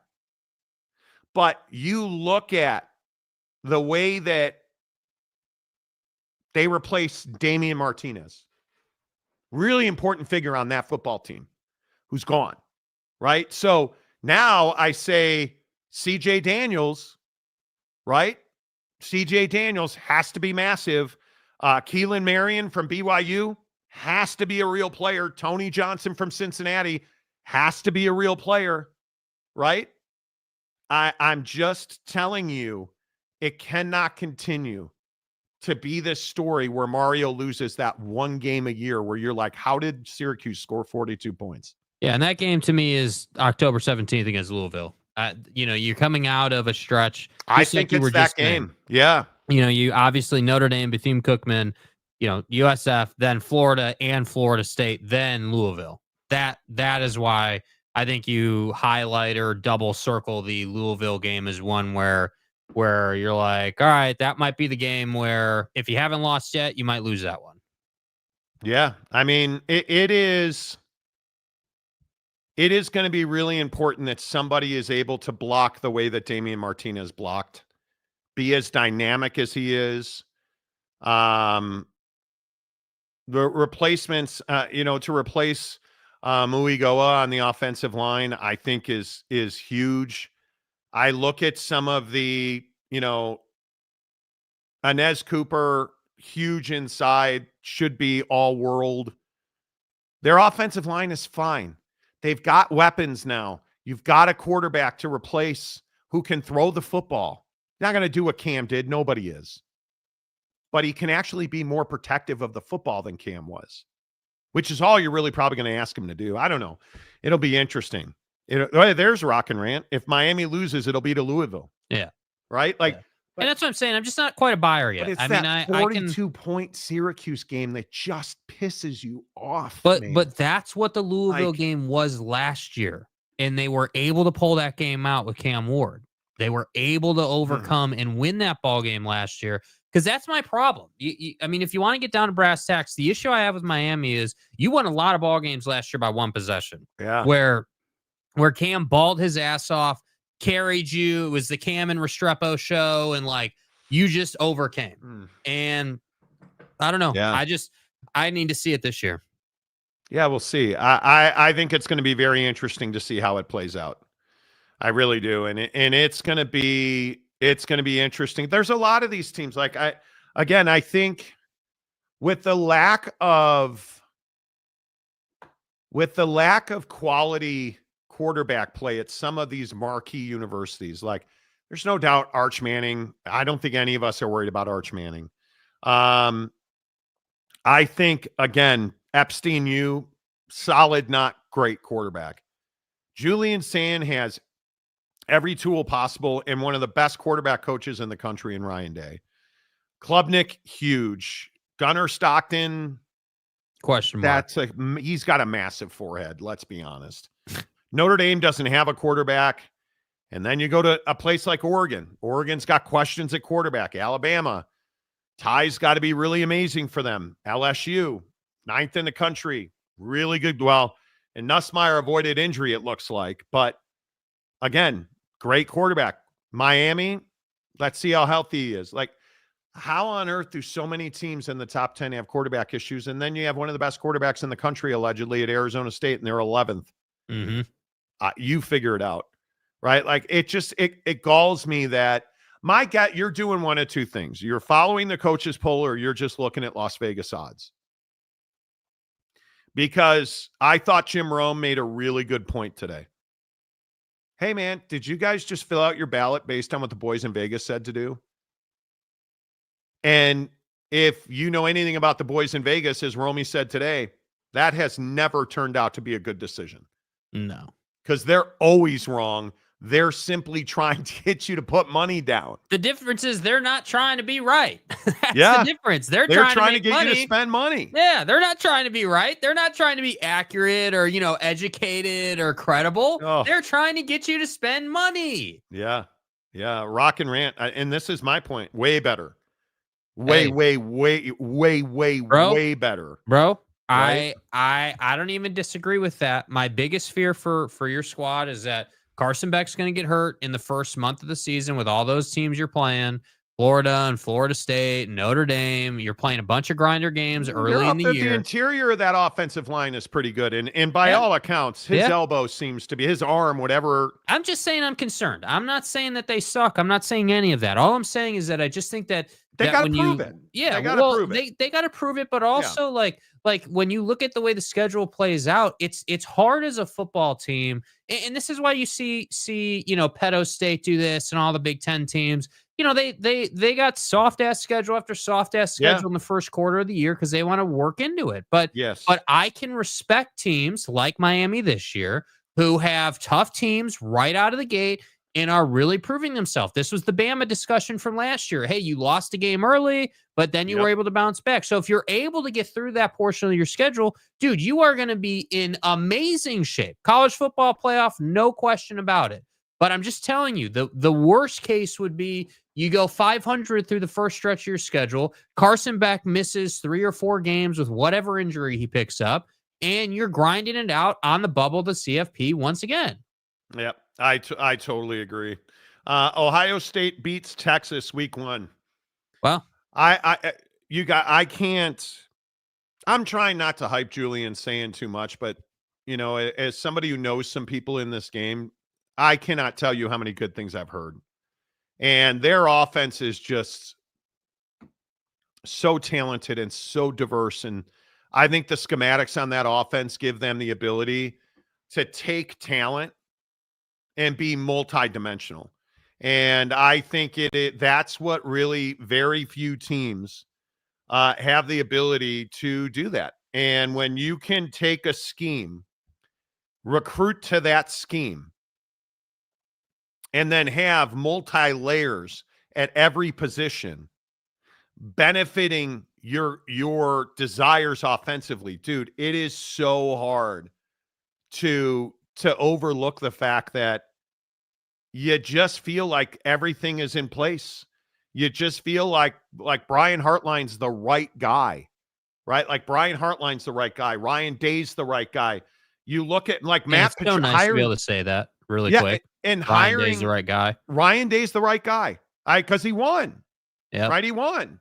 And you look at hiring Matt Patricia, whatever the Jim Knowles situation was, I think it's very difficult to say that was a good loss or you needed to make that change. But to replace him with Matt Patricia, I think it's a question. I think Matt's a prove-it guy in his first year. I know he's a legend. I don't disagree with that. NFL level, his experience is not in question, no doubt about it. But I do think that the college game and the way the college game is played is totally different, in my opinion, especially on the defensive side.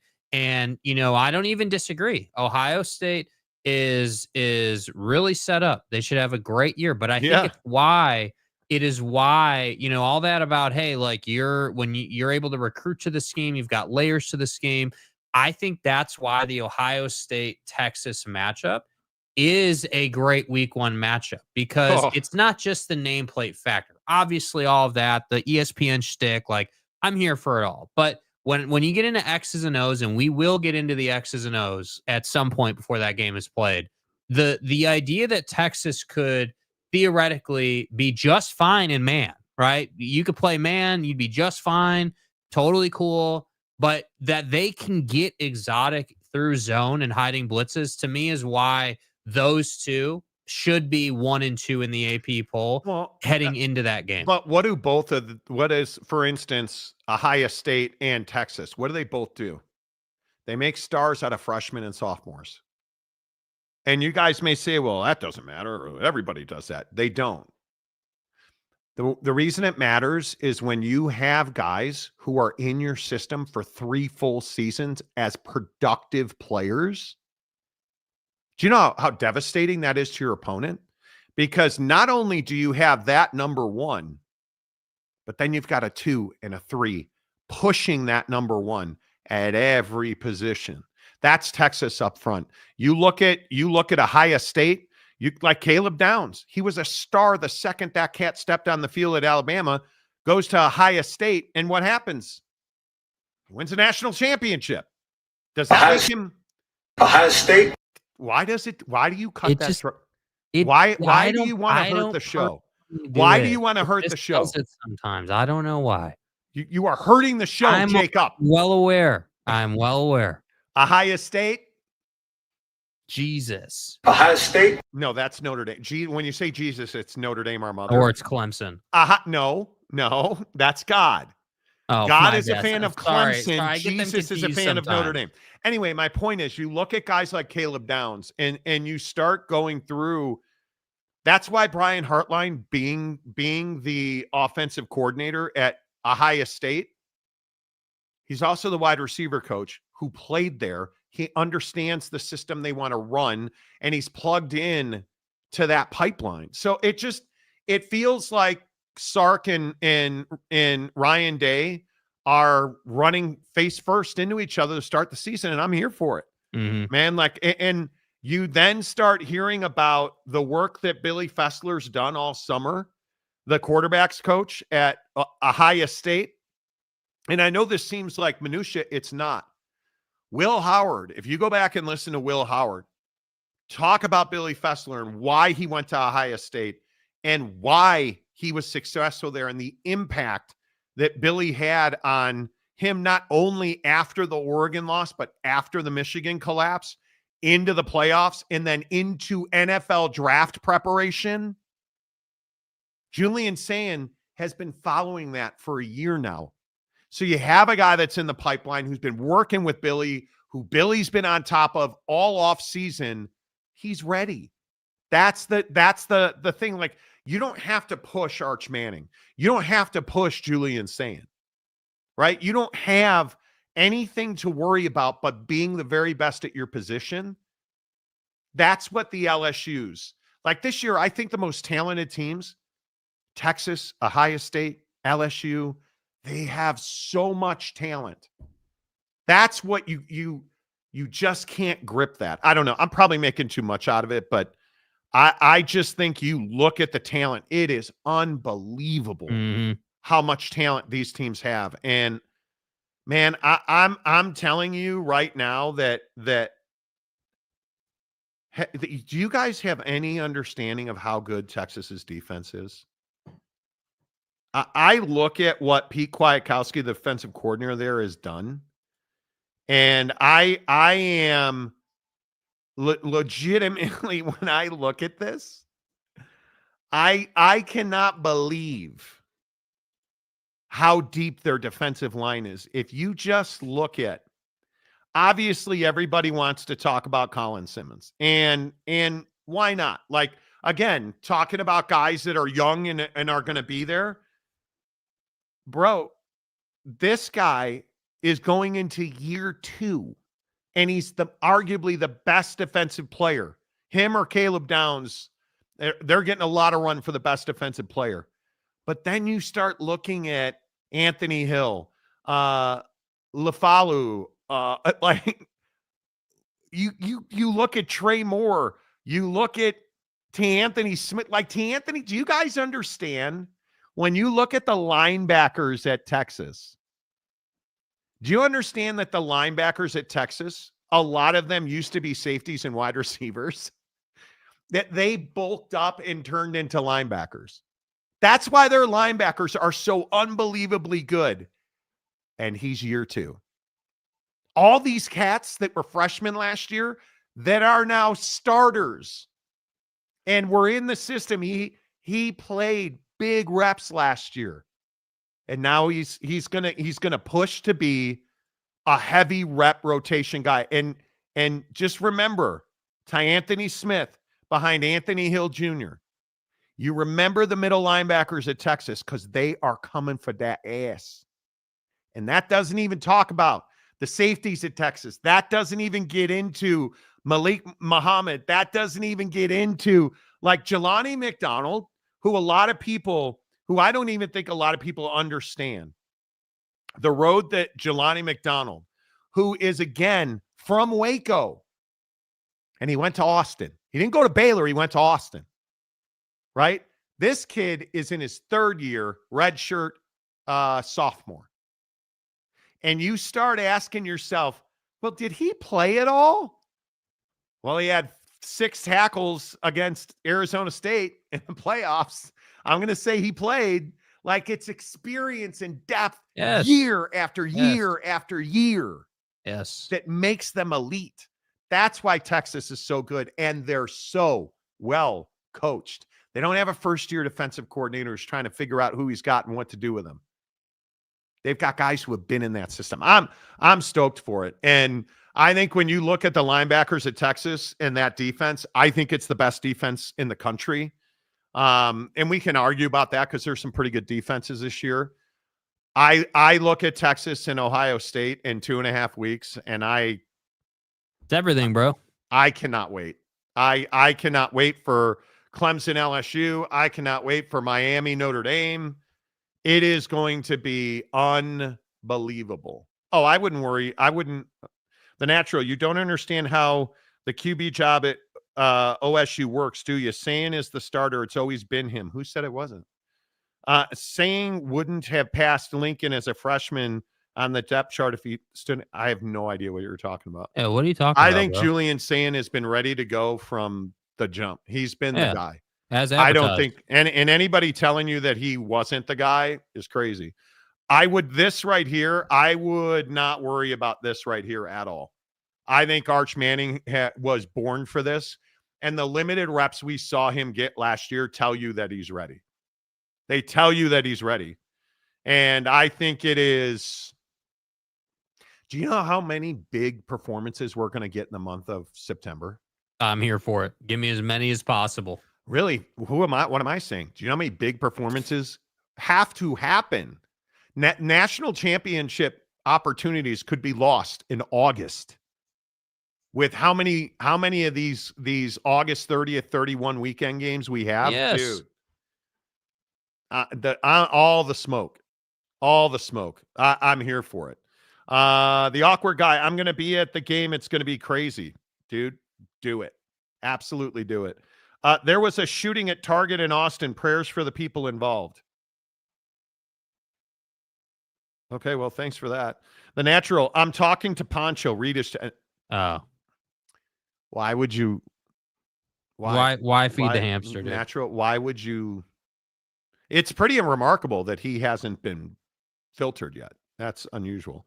Chad Purley, my Pac-12 insider. Is he a sideline reporter? Told me that Boise State, Colorado State, Utah State have an agreement that the first one to lose to a Mountain West team will sue to change the outcome. I've heard that. Wow. Do we want to get into that? I mean, it's embarrassing. Like it is. And, when you say, do we want to get into it? I mean, we can talk about it again. I mean, it's the same as it ever was, in my opinion.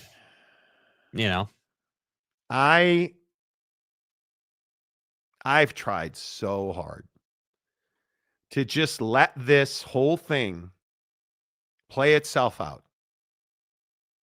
And I want it to. I desperately want it to.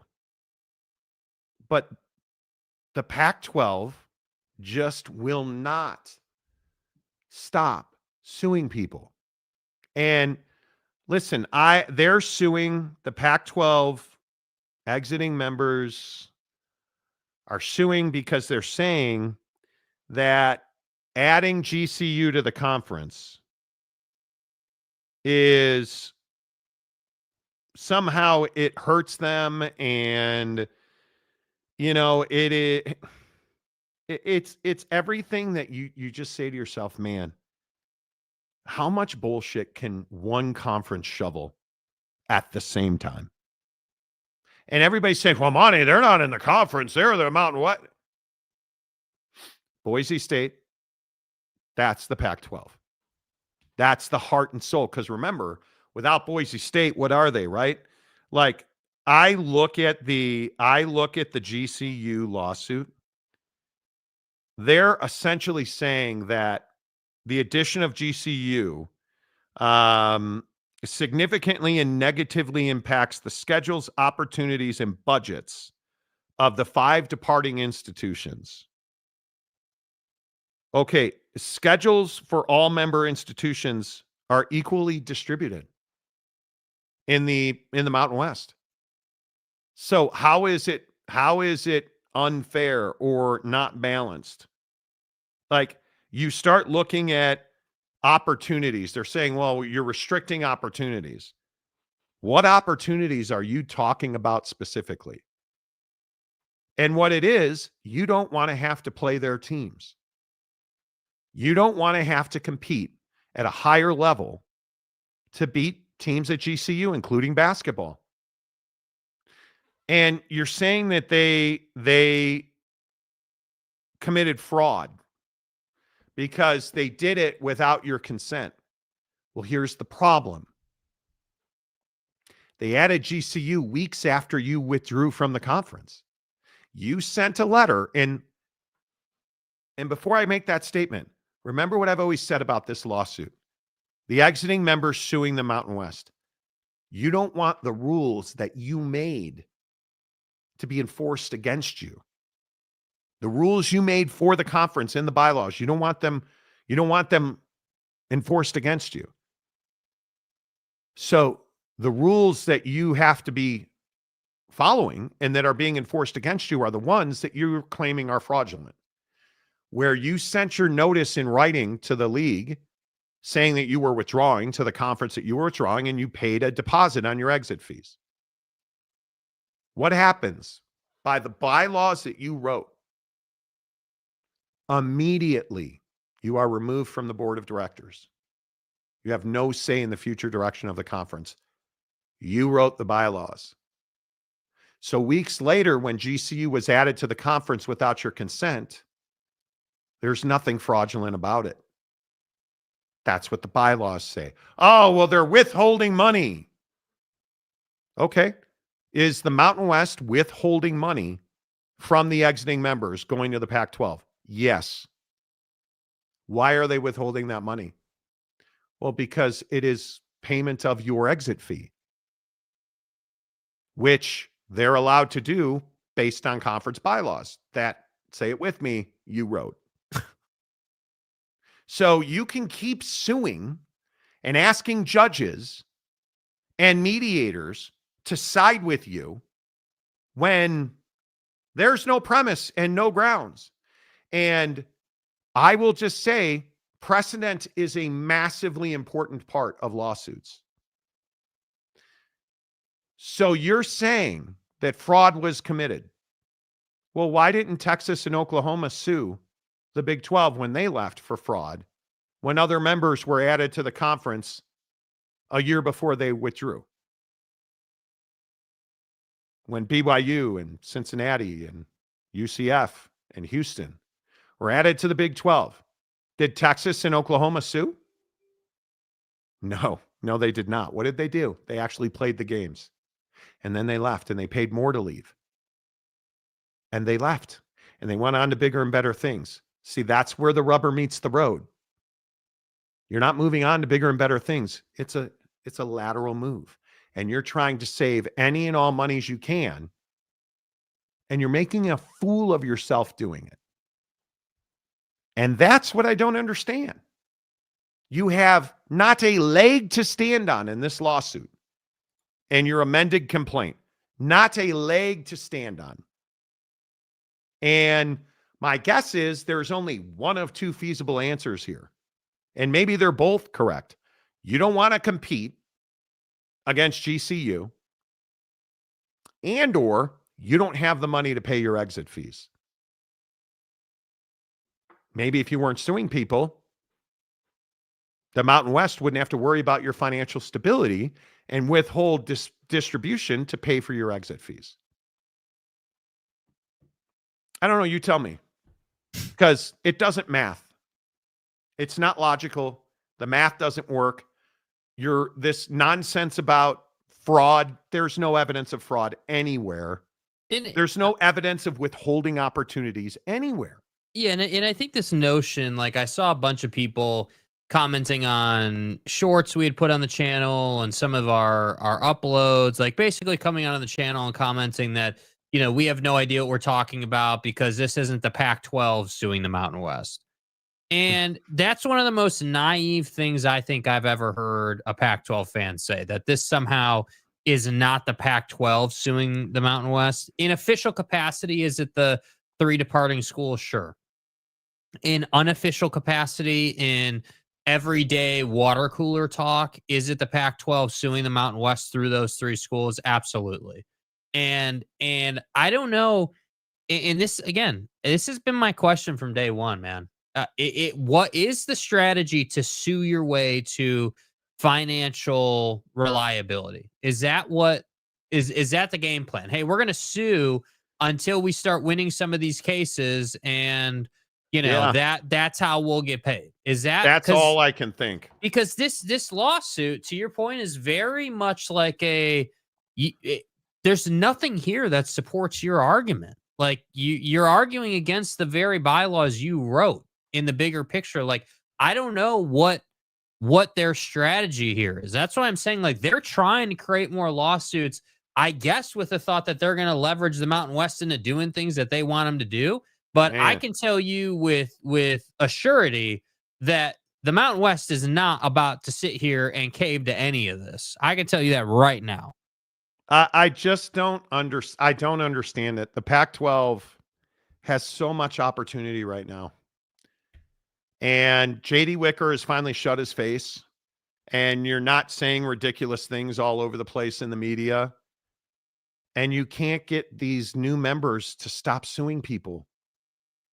And you can't stop suing people. And you can't, am I the only one who finds it so incredibly crazy that the Pac-12 and all of its affiliates just sue people at a level and again I've never seen? And again. They set a historical amount for a college athletic conference in legal fees last year. And it just, I'm amazed by it, but it is what it is. I mean, well, I just think that the thing good is, luck.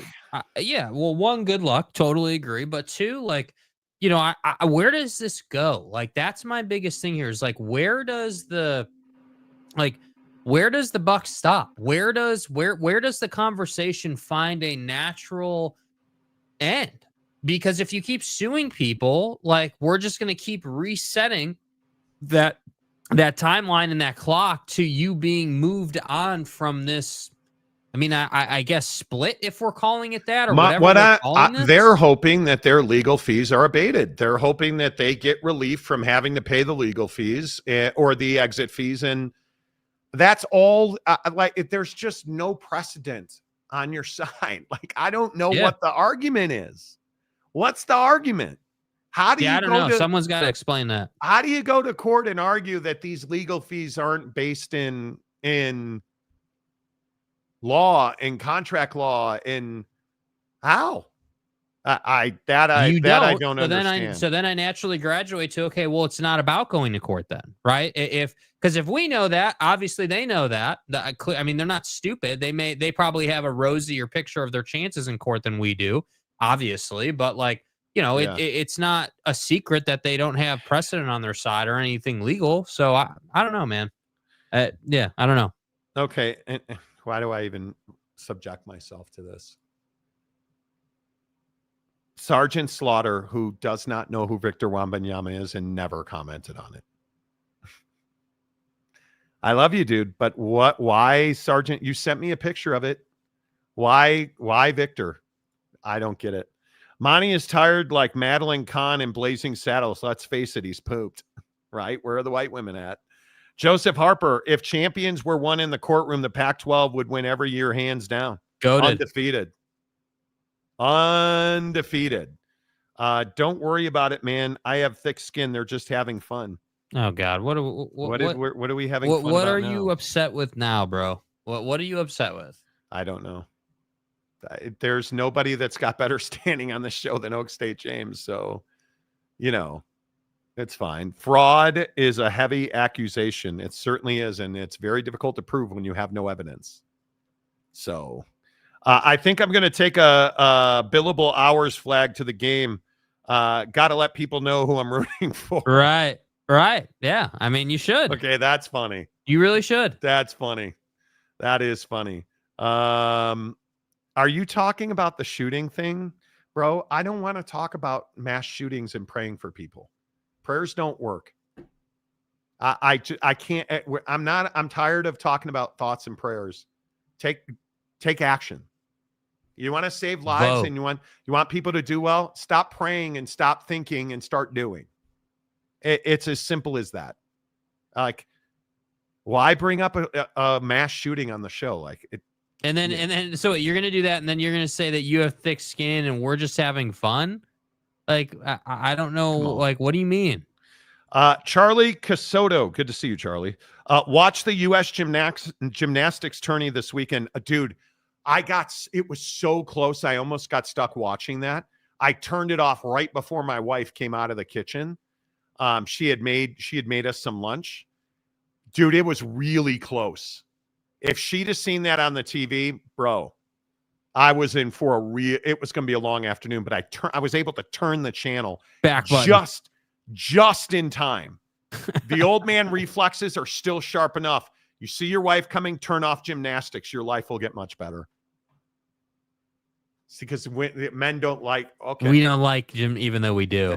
And the leotards. The traveling poke. I'm a terrible person. The traveling poke, too much money being poured into a G6 conference. Like, for what? And to what end? So you think there's going to be no announcement altogether, one way or the other? They got to say something. Are you talking about Michigan's punishment? God, why are we talking about Michigan's punishment? Dude, we have so many other things to talk about, yet here we are. I'll never understand it.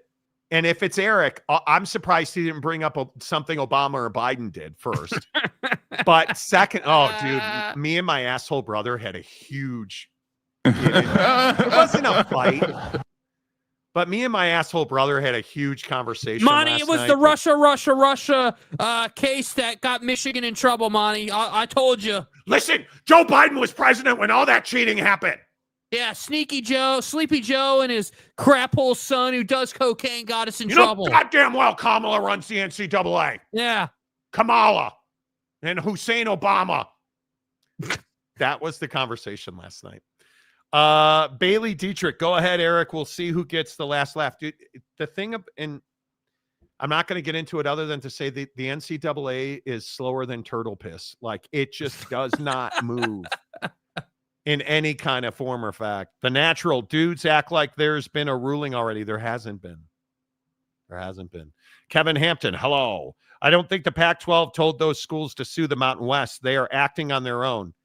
Okay. The Pac-12 is suing the Mountain West over the poaching penalties, which it should. Okay. No, this will be fun. These members, do you understand what they're spending right now? In this lawsuit, are they spending current fiscal year funds? Partially. Are they spending 2026 fiscal year funds? Definitely. Do you think they would act collectively without each other if they weren't in a conference like the Pac-12? And if they were not acting at the direction of the Pac-12, why didn't they all withdraw from the conference the moment that they were moving? If they weren't acting in concert with the Pac-12 conference, in my opinion, why are they suing about exit fees? Why are they acting exactly as the Pac-12 has acted for a decade? You think that's coincidental? Do you think that the poaching fees, which the Pac-12 signed a contract knowing the poaching fees were in there, and by their own wording, allegedly, according to the great radio wizard of the Northwest, they knew they were going to sue before they signed the scheduling agreement, and they signed the contract that included the poaching fees anyway, and everybody just wants to overlook the fact that one of the provisions of contract law is that you execute a contract in good faith. Would you call that good faith when you sign a contract with every intention to sue? I'm going to say that's not good faith. I'm going to say that if you didn't like the poaching fees, why did you sign the scheduling agreement? Oh, that's right, because you had nowhere else to go and you were desperate. I forgot that part. But then what does Pac-12 fan do? They say, oh, well, the Mountain West took advantage of us, Monty. We had nowhere else to go. What are we supposed to do? Oh, I know. You could have gone independent, or you could have not let your conference burn to the ground. Either way, you had options. I mean, you could have gone a different direction, but it's not on the Mountain West, dude. You read the contract. You did not sign the contract with a gun to your head or under duress or not in a good mental place. Like you were fine. Like, let's not sit here and pretend and I love this sentiment. I have yet to hear a Pac-12 fan explain to me the portion right here at the end, which it should. Okay, explain. I would love to hear an explanation as to why you think they should be suing over any of these. Yeah. And donuts. Claims were made the Mountain West waited until after the deadline to announce, which they are perfectly well within their right to do. They have no responsibility, and it's going to be very difficult to prove that. They have no responsibility to act in concert with the exiting members. None and why whatsoever. Is that? Why is that? Oh, that's right, because the departing members wrote bylaws after San Diego State's cute little behavior with the Big 12, and now they don't want to follow those very bylaws. So what do you mean? What do you mean that the Mountain West has somehow made you a victim? You made yourself a victim, dude. You made the choice. You made this bed. Go lie your ass in it, man. Like, you're not going to, this is my point. So I don't think they're going to court. This is where we get into like the additional layers of it. They're not suing to actually go to court. They're pulling a Michigan, dude. They're pulling a Florida State. We're gonna, man, all this paperwork, all the billable hours, but we're only going to do that so we can try and leverage the Mountain West. 100%. And when that doesn't work, I'm not really sure what else they're going to do, but I guess we'll cross that bridge when we get there. Yep. Randomness. They got suckered by the brand and not by the contents. Pac-12 was a dead conference to begin with before leaving the Mountain West. Well, an opinion.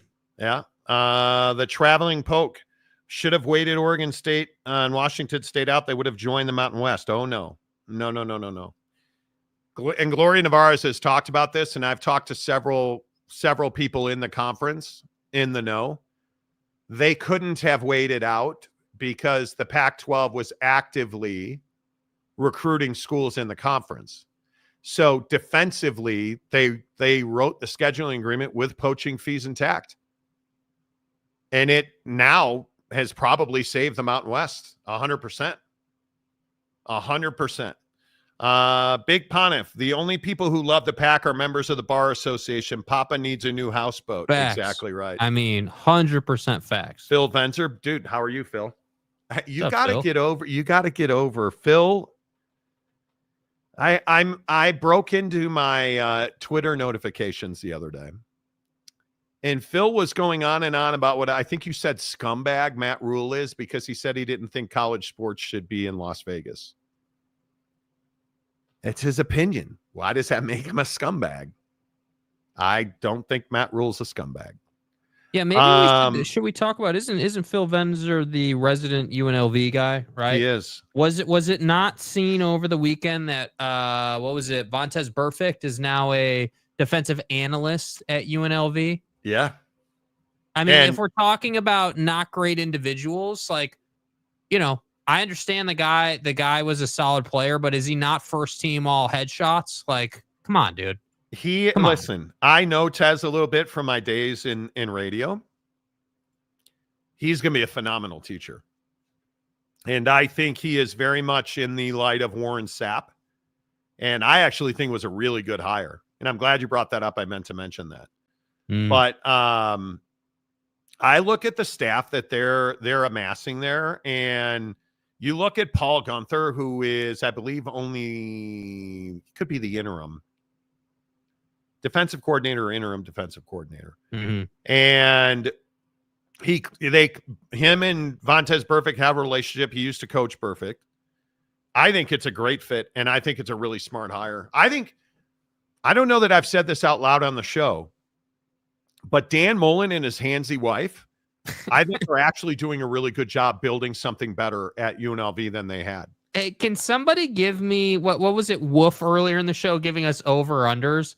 Can I get a line on how many hugs Dan Mullen's handsy wife has this year?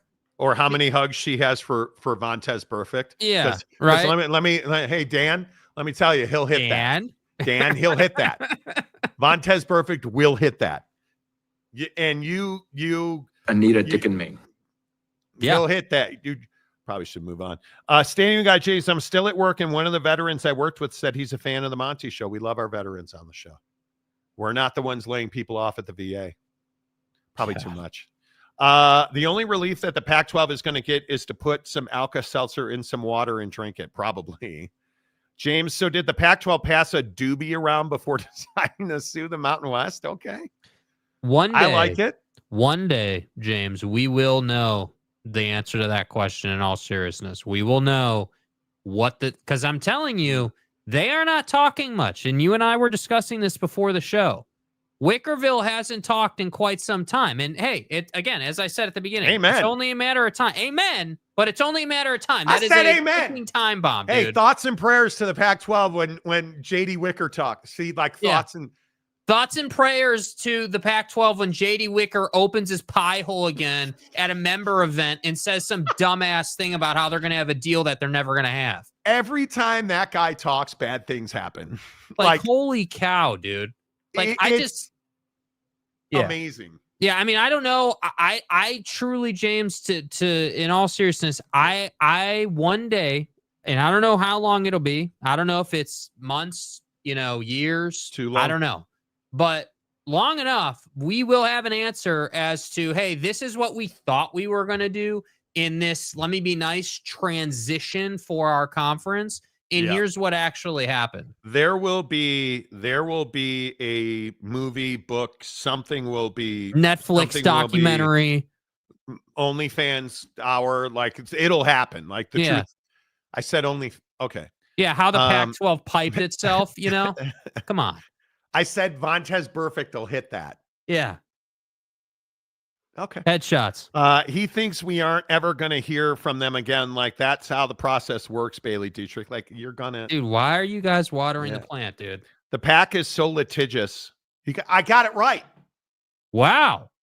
I said litigious. Litigious. They like to garden. That's what litigious means. They like to...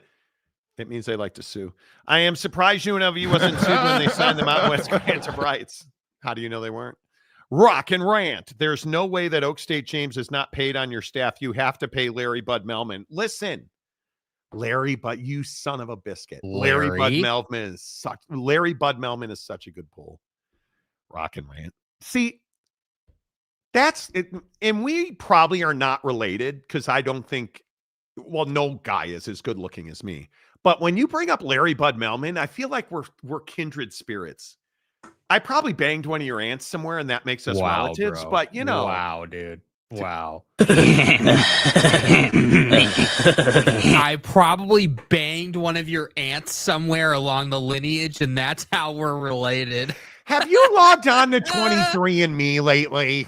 Is there a yellow BMW? Hey, have you logged on since the data leak, bro? There's a yellow BMW somewhere on the screen. Oh my God. I'm, you know, it is what it is. The Pack lawsuit. Hey, John, what's up? Good to see you, man.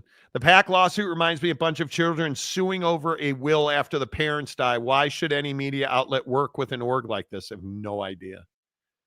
No idea, you know. If prayers work, then why did I buy this bulletproof vest? Well, Johnny, dude, chill, bro. Okay.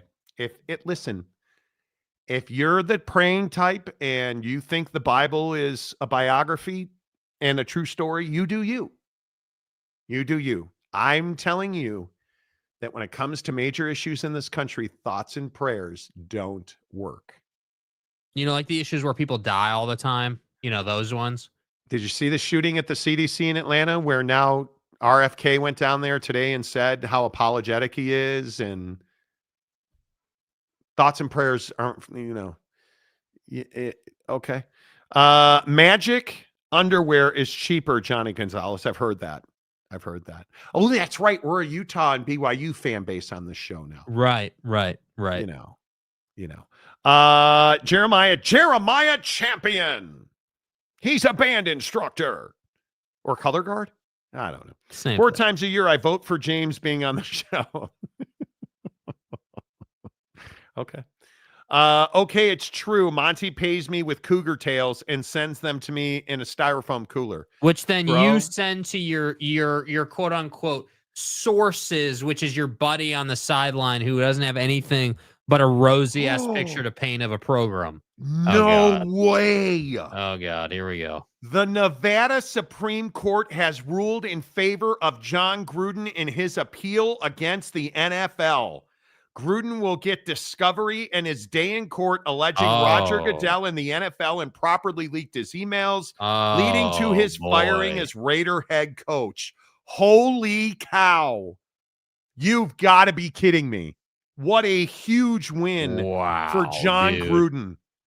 Oh my God. Now listen, before we get into this. Wow. The contents of those emails are the contents of the emails. 1, just going to get that out there right now. Wow. But 2, can we talk about commissioners really quick?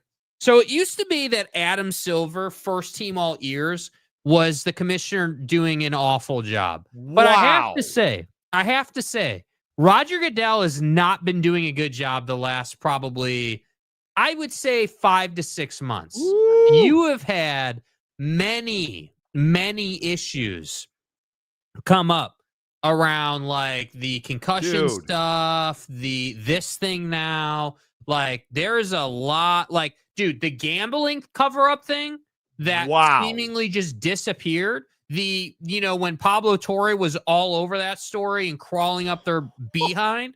Like, I'm telling you, this is not going the right direction for Raj. Wow. That's a John big deal, Gruden dude. won a case. John Gruden went to the Supreme Court of Nevada and won. Let that sink in. If I said it Oh this my way, God. if I said it this way, does it slap a little harder? The NFL lost in court. Wow. Yeah. What I cannot, you guys, if he gets discovery, Jesus, that will be. Oh, he will. He will. I mean, no, unless I guess they'll settle. They will not go through discovery. You very rarely see the NFL just give up. And discovery, for those guys who don't know, hey, I'm suing you. We're going to court. Hand over all the evidence you have. And you can set subpoenas for emails, text messages, phone calls, communications, written communications. We're talking about email communications from GMs, every head coach, every GM, Roger Goodell, the owners. That's never happening. Dude, every text message ever related to the topic. That's not happening. That is not happening. Jeremiah Champion. Do you know how much music math you have to learn to be a band director? No, nah, bro, I'm good. Well, how do you afford the $1 million wedding, dude? I mean, I just assumed that you were that guy. I mean, dude, come on. Coaching in high school, and I don't care if it's band, math club, or football. It's hard work. It is a very unforgiving job. Yeah. Unforgiving job. Rock and Rant just saw this. Week 10 has 7 ranked matchups. I saw that, Rock. I listen, I think college football is moving towards this, and I know we've talked about this ad nauseum. College football is moving towards this model of just massive games. Massive games. Which is what we deserve. It's what it should be. Wasikowski, John Gruden to Detroit. Dude, he said he wants to coach in the SEC. Yeah, he wants to be a college guy. You can't tell me that John Gruden shouldn't be coaching some football team somewhere right now. I agree with that. Did he say some terrible things? He did. Ed Enriquez, bye-bye, Goodell. Nah, I don't know about that. NFL about to settle for a bunch of money. That's exactly right. Roger Goodell's not going anywhere, much to Ed's point. He's not going because he makes them billions. Dude, he's not going to get fired. But my point is there's this sort of dynamic at play that is like the NFL, Roger Goodell is Darth Vader, and all the owners are just this group of ruthless, cutthroat, rich, white, old hairs who are not going to pay anybody that they don't have to, right? And I look at this and I say, you didn't lose the case or anything today, but the very idea that discovery is even a possibility, the fact that you have to settle with him now, with John, is absolutely a loss for the NFL. That is. It's a huge loss. And I'm guessing, again, I'm not a lawyer, I don't know, but I'm guessing there's an appeal of some variety that's an option. Listen, like, you guys, at the right, and I agree with Big Poniff. The right thing to do here, pay John Gruden. Pay him. Mm-hmm. Pay him, and let's move on with our life. You're going to Kaepernick this guy. He's never going to coach in the NFL again, right? He is blacklisted. Pay the guy and move on about your business. Which works for John because he wants to coach in the SEC. I'm telling you right now, if that discovery comes out, dude, you're in trouble. Mape says styrofoam is latex covering cougar tail too expensive. That's what I'm saying. These damn tariffs. Yeah. Kevin, Goodell is terrible in general. I don't disagree with you. Replica. Wasn't Goodell in court earlier this offseason? Isn't he in court all the time? Like they have some of that. Mike Smith. Mountain Mama. If someone could get discovery from the concussion stuff, that would be a bomb. Agreed. And well, that's an interesting example for sure. Mike also says, I like how they also did the Washington Snyder thing by making the Gruden thing take over the news, right? And that's part of his argument. You're not wrong. That's part of his argument. James says the NFL will settle out of court. John Gruden will be set for life. He will never have to work again, but then he will coach again in 3 years. It's interesting to see. But he's already got an NIL. Do you guys, if you don't follow John Gruden, one, he works for Barstool now. And I think he'll be part of that Fox Sports Barstool deal. Do you guys see all of the boxes that he opens on social media? All the schools send him gear. Nike sends him gear. Like he's got, dude, that guy's. I'm gonna say he's loved. Like he's like, and he's paid. Yeah, he's paid. I agree, Mapes. Mike Smith. I think Gruden would love to go back to the Raiders, and Tommy Boy would love to have him back. Yeah, well, there's that whole. Pete I don't think Carroll so. I don't thing. think he. I honestly, I don't. I disagree. I think he wants to coach in the SEC in a big time program, and he wants to be, that's what he wants. I think John Gruden wants to be part of a big program. I don't think he necessarily wants to be the boss. I think he'd love to go work with Kalen DeBoer. I think he'd love to go work with the Southern gentleman at LSU in Death Valley. Like, family. Would John Gruden would John Gruden be a good college coach? I don't think he'd be a good college head coach, but man, if Deion Sanders wanted to hire him at Colorado, yes, please. Dude, put him on your offensive staff. Hey, bring him to Notre Dame. I'd love to have him at Notre Dame. Yeah. Are you kidding me? Again, are the contents of his emails disgusting? Yes. Does that mean he should never work again? No. I would give him a title just under the offensive coordinator. That's what I would do. Like I think the guy 100% makes better football players than not. Yeah. And I think when you look at his emails and the things that he said in those emails are not great. But I just, this case, when you look at the discovery that will come out of this case, I am amazed by it. Like, now, is he a misogynist? I think so. Is he homophobic and anti-gay? I would guess so based on his words in those emails. But I don't know, man. I think it is going to be very difficult to keep John Gruden out of the NFL if they settle this case. Yeah. Because that's a huge win, and they should. Goodell does the bidding of the owners. Yes, he does. Yep. Venables gets the axe. Oh, you should hire Gruden. No, they shouldn't. No. James, again, stay in your lane, buddy. Get in the Civic. Go to the rectory. You can't take a Wind risk. that Civic up, James. Yeah, dude, put some cheese in for the mice, my guy. If you're Oklahoma, you can when you fire Venables, you need an experienced guy. You need a name who's done it. You cannot possibly hire John Gruden. There's just no way. No way. Jesse Crum, Gruden #1 offensive coach in 2021. The guy knows how to coach. There's no question about that. Do the emails haunt him for the rest of his workable years? I don't think so. Too many people like him. We'll see. Charlie, feel like it's going to come to a point where major universities will cut all sports except football and basketball. Well, you look at Utah. Did you guys hear about what major universities across the country? I shouldn't just point out Utah. Did you guys see that they are cutting core curriculums out of their offerings? They are cutting major course curriculums at universities across the country right now because of budget shortfalls. Because, again, we talked about this when they whacked the Department of Education, and everybody was saying, oh, send it back to the states. The states will handle it. The states don't have the money to fund college educations and colleges and universities across the country. They simply don't have that money. Yeah. So what you said is, hey, we're going to take that money and put it towards our deficit, and education's going to suffer. And you're watching it manifest right in front of your face.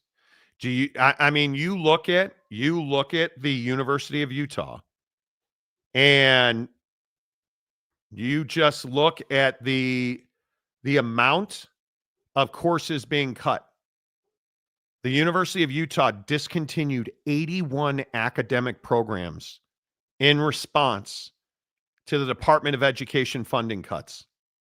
Like, it is rough. Engineering, things like computer science,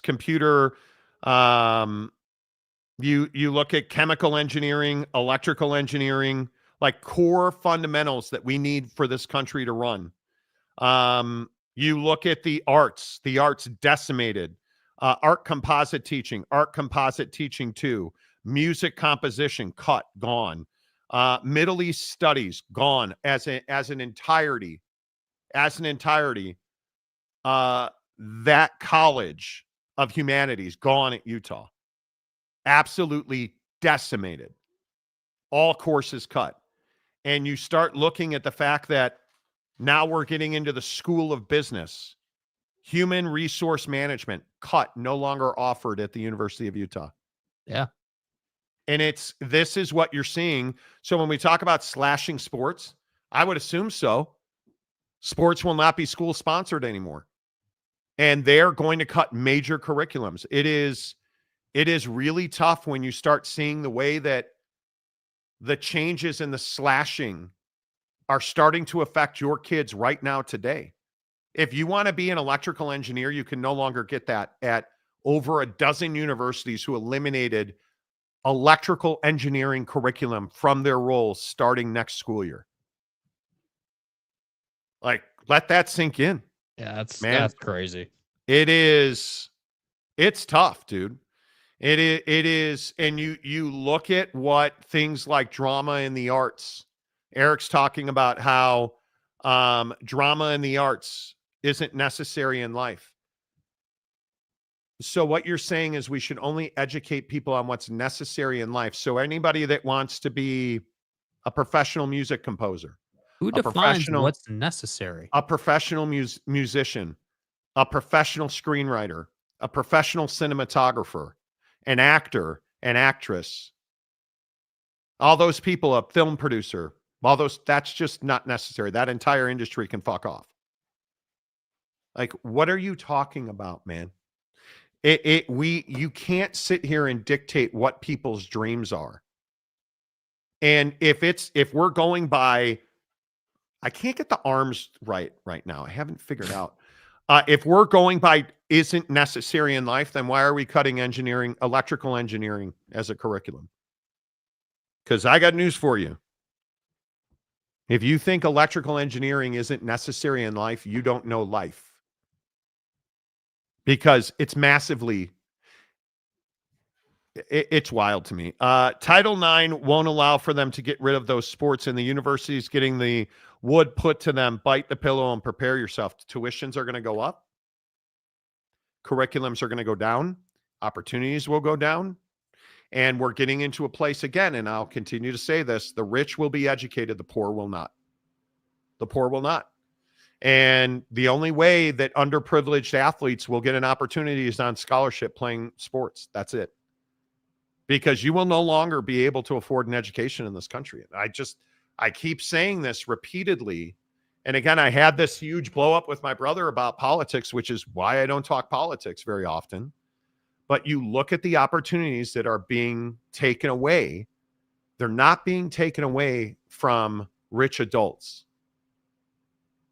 The average household income in this country is $62,500.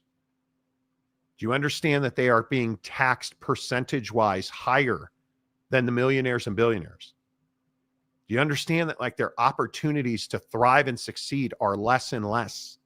Because we're raising their taxes, we're raising the cost of goods, we're raising the cost of education and taking educational opportunities away. And sports now becomes paramount.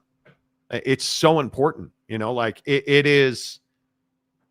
I just cannot continue to tell you we can't worry about rich white guys and think that's what's going to make the country thrive. Because rich white guys don't give a shit about us. Yeah, but Monty, the grocery costs are going down. Well, it's not even that. It's come on. I look at some of the stuff that we're talking about. I mean, you have the president of the United States saying today in a press conference he's going to Russia to meet with Vladimir Putin. Do you guys understand that meeting's happening in Alaska? The meeting is happening Friday in Alaska. And he stood up there today and was like, yeah, I'm going to Russia on Friday. We're in a position now where we can't. You figure it out. You go figure it out because I can't. And I just think education is so critically important because it grows young people. It grows their hearts and their souls and their minds. And that's now, if you can't play volleyball as a young woman, they don't have scholarships anymore for liberal arts because we don't teach that. That curriculum was eliminated back in 2025. What hopes and dreams do young underprivileged kids in this country have in an education? Better be an athlete. Better figure out e-commerce.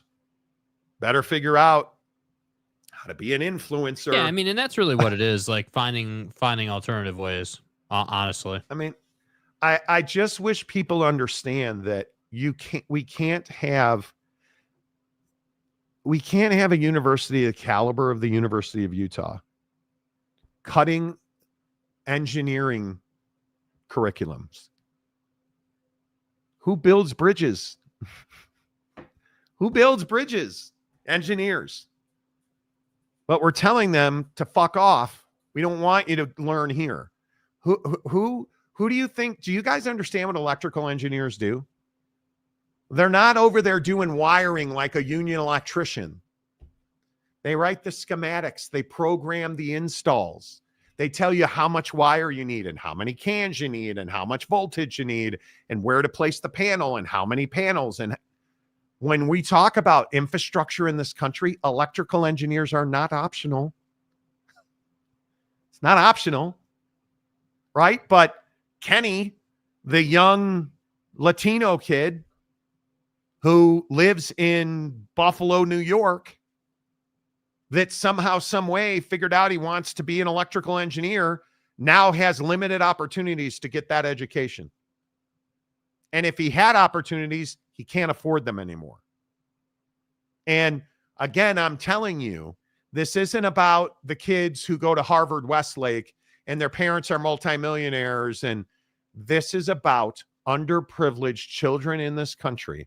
1 in 5 kids is hungry in this country. Those kids who are hungry have no shot because we're doing stuff like cutting education. Ask guys like Jeremiah Champion. Ask guys who are in the classroom every day and they see these kids. They got no shot. They got no shot. The kid that walks in with Velcro shoes from Walmart does not have the same opportunity as a kid who has 5 different pairs of Jordans he rotates through every week. And then he's got the nicest cleats and he's got got no shot. It's not that he's wearing Velcro shoes from Walmart. He doesn't even know what he's having for dinner tonight if he's having dinner. And usually if Jeremiah Champion doesn't hand that kid a granola bar, he's going to be hungry until he figures out where he's going to steal food from. Right. And if you think I'm being extreme, you have no idea what's going on in this country. Go to Broward County, Florida. Go to South Florida, get into Broward, get into those communities and ask yourself, how many of those kids dream of being electrical engineers? Not a single one, because they know they have no shot. Because their parents had no shot and their parents had no shot. So they're all telling their kids, you have no shot, put on a football helmet and run faster than Jimmy. That's the reality of it. Jump higher, because if you can't dunk, you're not going to college. That's the reality of it. So we can sit here and we can try and play these games that, it's the gay kids who want to be actors. Well, because that's what they'll tell you. But you know what the real problem is?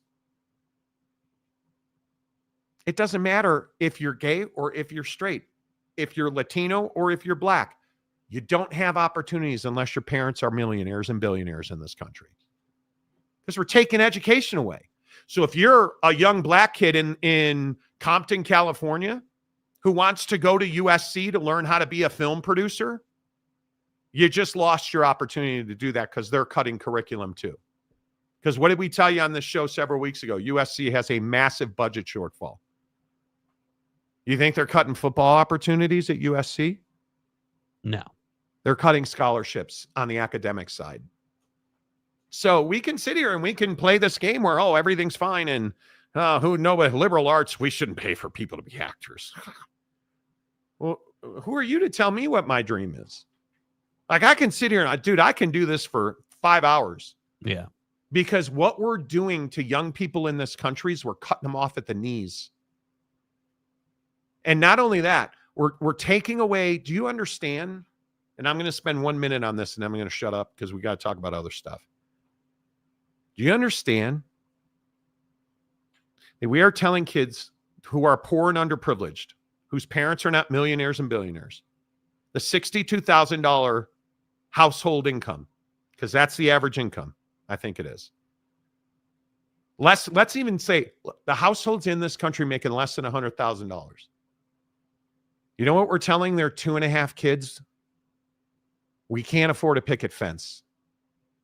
And what that means is we can't feed you. We can't clothe you. Don't talk to me about college. That's what we're telling them. Because we're socialism. God damn it, Monty, we're not feeding or handing out anybody. That's what Hussein did. Okay, well, the reality is they can't afford food, and you just took away the food that they could afford because we gave it to them on SNAP.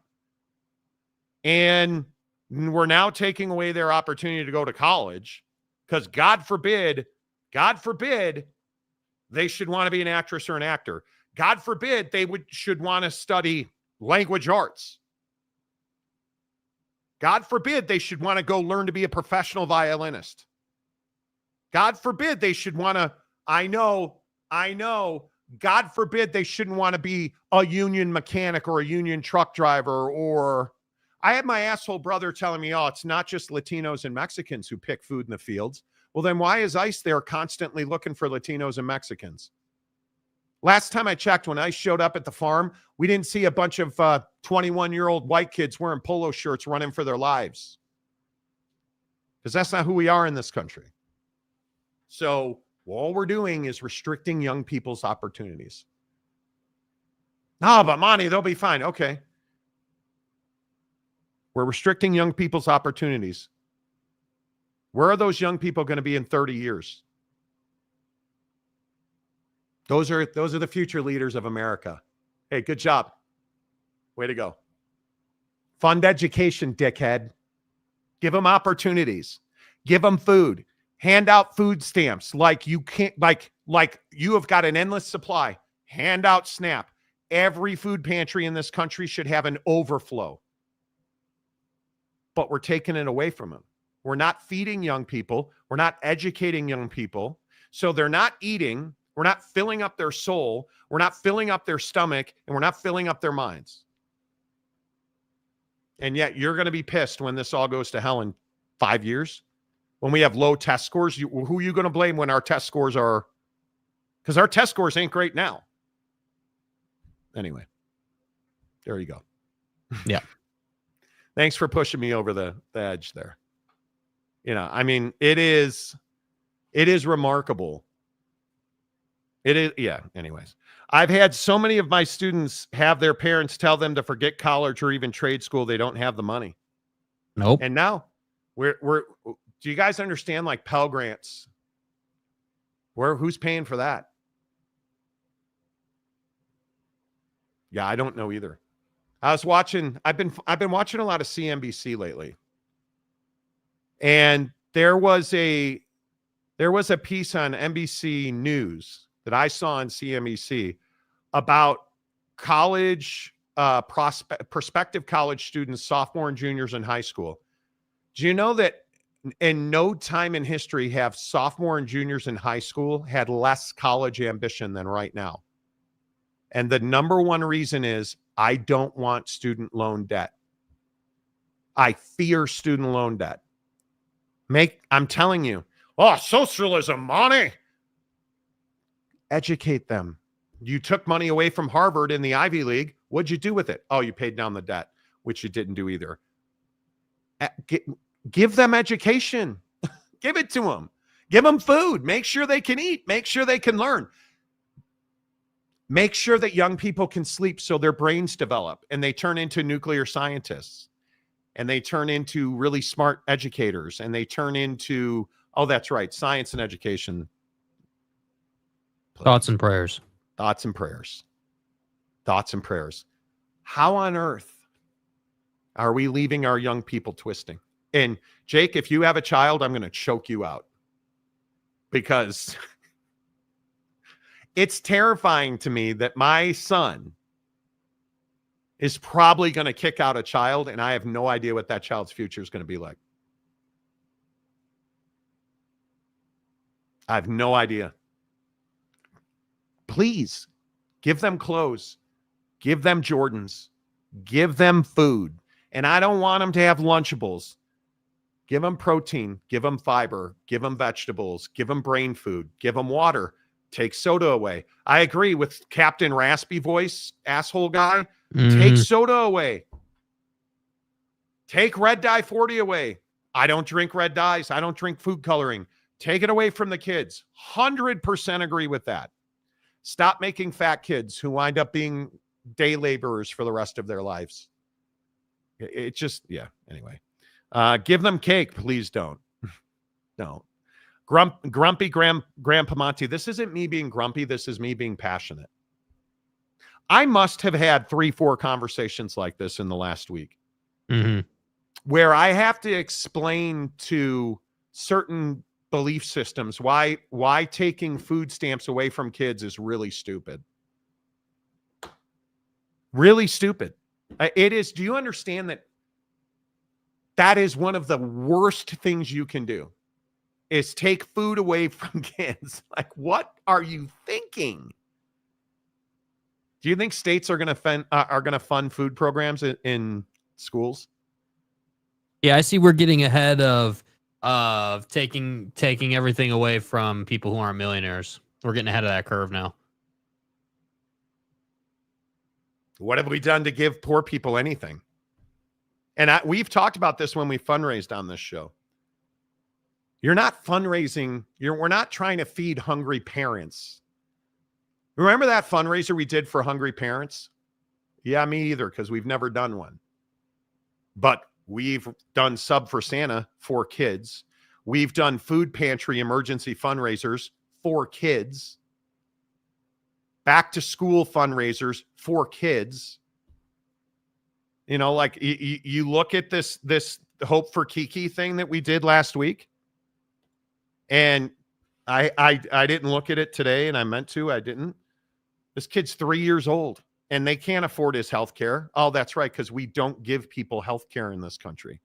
So 3-year-olds rack up 6 figures in debt. They're trying to raise $325,000. They have $83,783 raised, which will not cover his medical bills, because we don't cover a 3-year-old who has a rare brain disorder. We're not going to cover that. That's the shit I don't get. Like, why wouldn't we cover that? Why? I don't know. Like the St. Jude Classic for the PGA Tour was this weekend. Do you know the phenomenal work that St. Jude does? Do you know the revolutionary billing system that St. Jude has for its patients? Have you guys heard about their billing system? Seriously. Do you know who they use to collect their money from the people who they treat? Yeah, they don't charge them. They don't have a billing system. They don't have a collections agency. They treat sick kids. And they have to fundraise because we won't pay for universal health care for kids. Just give it to the kids. You don't want to pay for adults? Great. Give it to kids. If you're 18 and under, health care should be free. Agreed. How hard is that? No kid in this country should be hungry. Ever. You should be able to go into a federal building and have somebody hand you food. We should have, like in the state of Utah, we have state liquor stores. Why don't we have state food stores where people can register for a program that they can bring their kids in and get fed? Oh, because the parents will take the food. Okay, sit them down at a bar, a lunch bar. Like, sit them down at a table and feed the kid. We can figure it out, but we won't do that. Nope. We won't. Anyway, I don't mean to keep going. I don't. I think Eric is jealous that people are more artistic than he is. He doesn't like that people can actually make money from being creative. Eric is not a bad person. The problem is Eric and my asshole brother is the exact same thing. And I actually feel bad. My wife chastised me this morning. Me and my brother, and I'll tell this story. Me and my brother last night, I called my brother to talk about the Cubs, who are absolutely in a tailspin. You called him. I called him. To talk about the Cubs. Okay. Congrats on making that effort. One. Opening day weekend. Yeah. Jake and I went back to Chicago and had a full-on blowout with my brother at Morton's in Skokie, Illinois, over Donald Trump and just stupidity. I love my brother. He's my brother. But he's my asshole brother because he doesn't. Guys like Eric Wasikowski, guys like my asshole brother, they don't educate themselves. They get their news from a singular pipeline, right? I'm a big believer, and I think this is because I have a journalism background of sorts, working in news radio and working in newsrooms, working at the sporting news. Like, you have a journalistic bar. And I've been mentally trained on how to figure out the truth in a story. If you say to me, hey, they're all saying recession's coming, the poverty, and I can tell you if that's true or not. Hey, what did me and my brother argue about? Jeffrey Epstein was stealing employees, and that's why they fired him or kicked him out of Mar-a-Lago. Bullshit. Never happened. That's been, my brother's like, no, it's not. Yeah, they kicked him out of Mar-a-Lago 2 years after that girl was plucked out of that restaurant. Not true. Get on Google. Right? Like, my brother's telling me that Google is programmed. The Google algorithm is programmed by people. And I said to him, okay, it's AI, which, if you know anything about AI, is it formulated by human beings? Yes. But Google's AI is particularly advanced in that all it does is it pulls a wide variety. So if you ask Google, hey, how big is Monty's dong? Well, according to Jimmy Jack, it's half an inch, but SteveDongMeasurer.com says it's 2 full inches. Like, it's going to give you information from a wide pool. But guys like Eric and guys like my asshole brother take information from one pipeline. Because they don't regurgitate it. Yeah, they don't want to hear a round information source on one particular topic and then make a decision based on all the information available to you. Anybody that gets their information from CNN is an idiot. Anybody that gets their information from Fox News is an idiot. The guys who get it from CNN and Fox News and NBC and Fox News Nation and all the other stupid conservative and liberal things, those are the educated people. Those are the people that you can have a conversation with. You can always know that when you say, man, dude, I got to tell you, I burned the biggest deuce ever. Joe Biden never took a shit one time in the White House because he hates America. That's the guy that you're like, okay, cool, man. America One Network. How they doing over there? Because that's where I can't even think of it. What is it? One America Network or whatever. That's because that's where you're getting it from, right? That's how you know. Oh, like my brother's famous line is Kamala Harris is stupid. Okay, if you know anything about Kamala Harris, is she a good politician? No. Would she have been a particularly great president? Probably not. Is she stupid? There's not a chance on God's green earth anybody hearing my voice right now is more intelligent than that woman. She is highly educated. She is highly experienced. You can say a lot of things about Kamala Harris. You can say a lot of things about Kamala. Calling her stupid is just not one of those things. And that's the stuff that really bothers me. That's like my brother telling me I'm a racist. My brother last night, we're having this full-on melee. My wife's like, okay, you got to get off. My wife is sitting next to me for one portion of it. She's like, dude, you got to go. Monty, it's time to hit the eject button, buddy. Bro, it's time to Hang go. up the phone, Monty. So my brother tells me I'm racist because I said to him, you look at how expensive produce and beef are right now, and meat in general. Mm-hmm. It's that expensive because they're having a workforce problem. And my brother's like, oh, that's racist. You're saying the only people that work there are Mexicans. And I'm like, no, the Latino population is mainly what? Well, Latinos, you don't even know what a Latino is. And I'm like, okay. So we're going down that road. And I was trying to explain to him, 17 to 22-year-old white guys don't pick fruit. No. 17 to 22-year-old white guys don't work in chicken factory farms. They don't. That's the reality of why the immigrant labor in this country has become such a problem.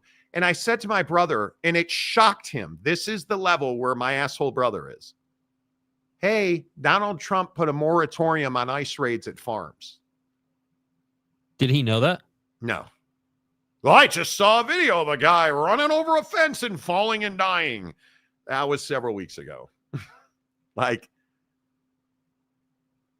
I'm just telling you. And I said this to my brother. I said, you're my brother, but you're disappointing.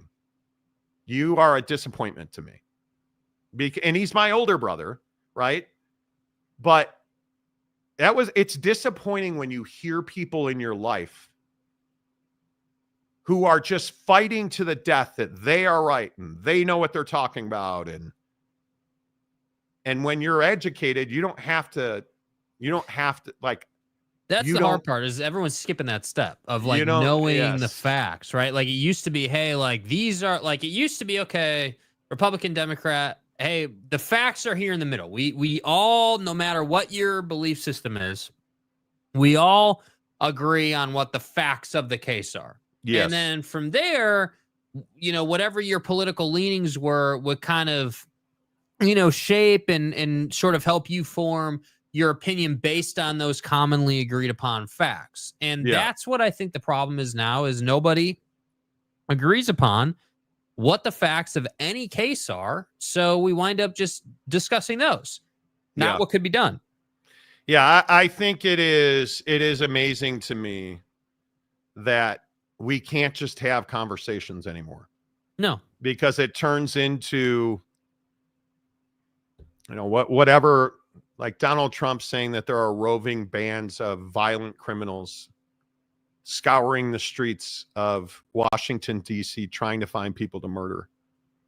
He's said that in a press conference today. That's why you're going to have a UFC fight on the front lawn? Or with wild-eyed Kash Patel standing on the stage.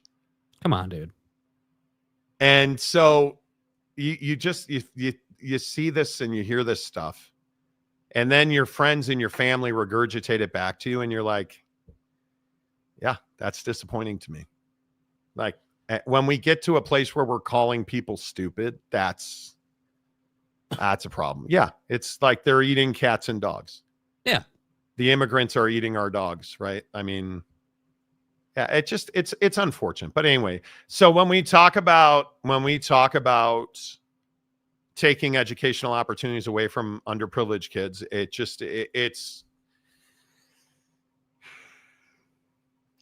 never needed to happen. It never needed to happen. Like the other thing, real quick, the last thing on my asshole brother, he said that Doge found hundreds of millions of dollars in fraud. I was like, dude, you can just Google search that one.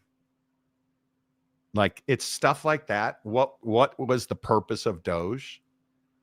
And then you paint the picture for people. Well, they used Doge and they did X, Y, and Z to pay for the big, beautiful bill.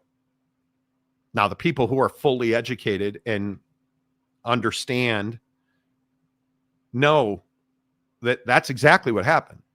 We had Doge go in and do things like wipe out the Department of Education. We had Doge go in and decimate the VA. And like I'm talking to my brother about the VA, and I'm like, hey, Do you know why there's no lines outside of VA buildings anymore? And he's like, oh, because we're taking great care of our veterans. I'm like, actually, no, it's because you're not allowed to be seen in person without having a phone consult or a telehealth consult. You guys know, like, you can't just walk in and be rando veteran and be seen at a VA anymore. And why is that? Because they don't have the staff to do it. Yeah.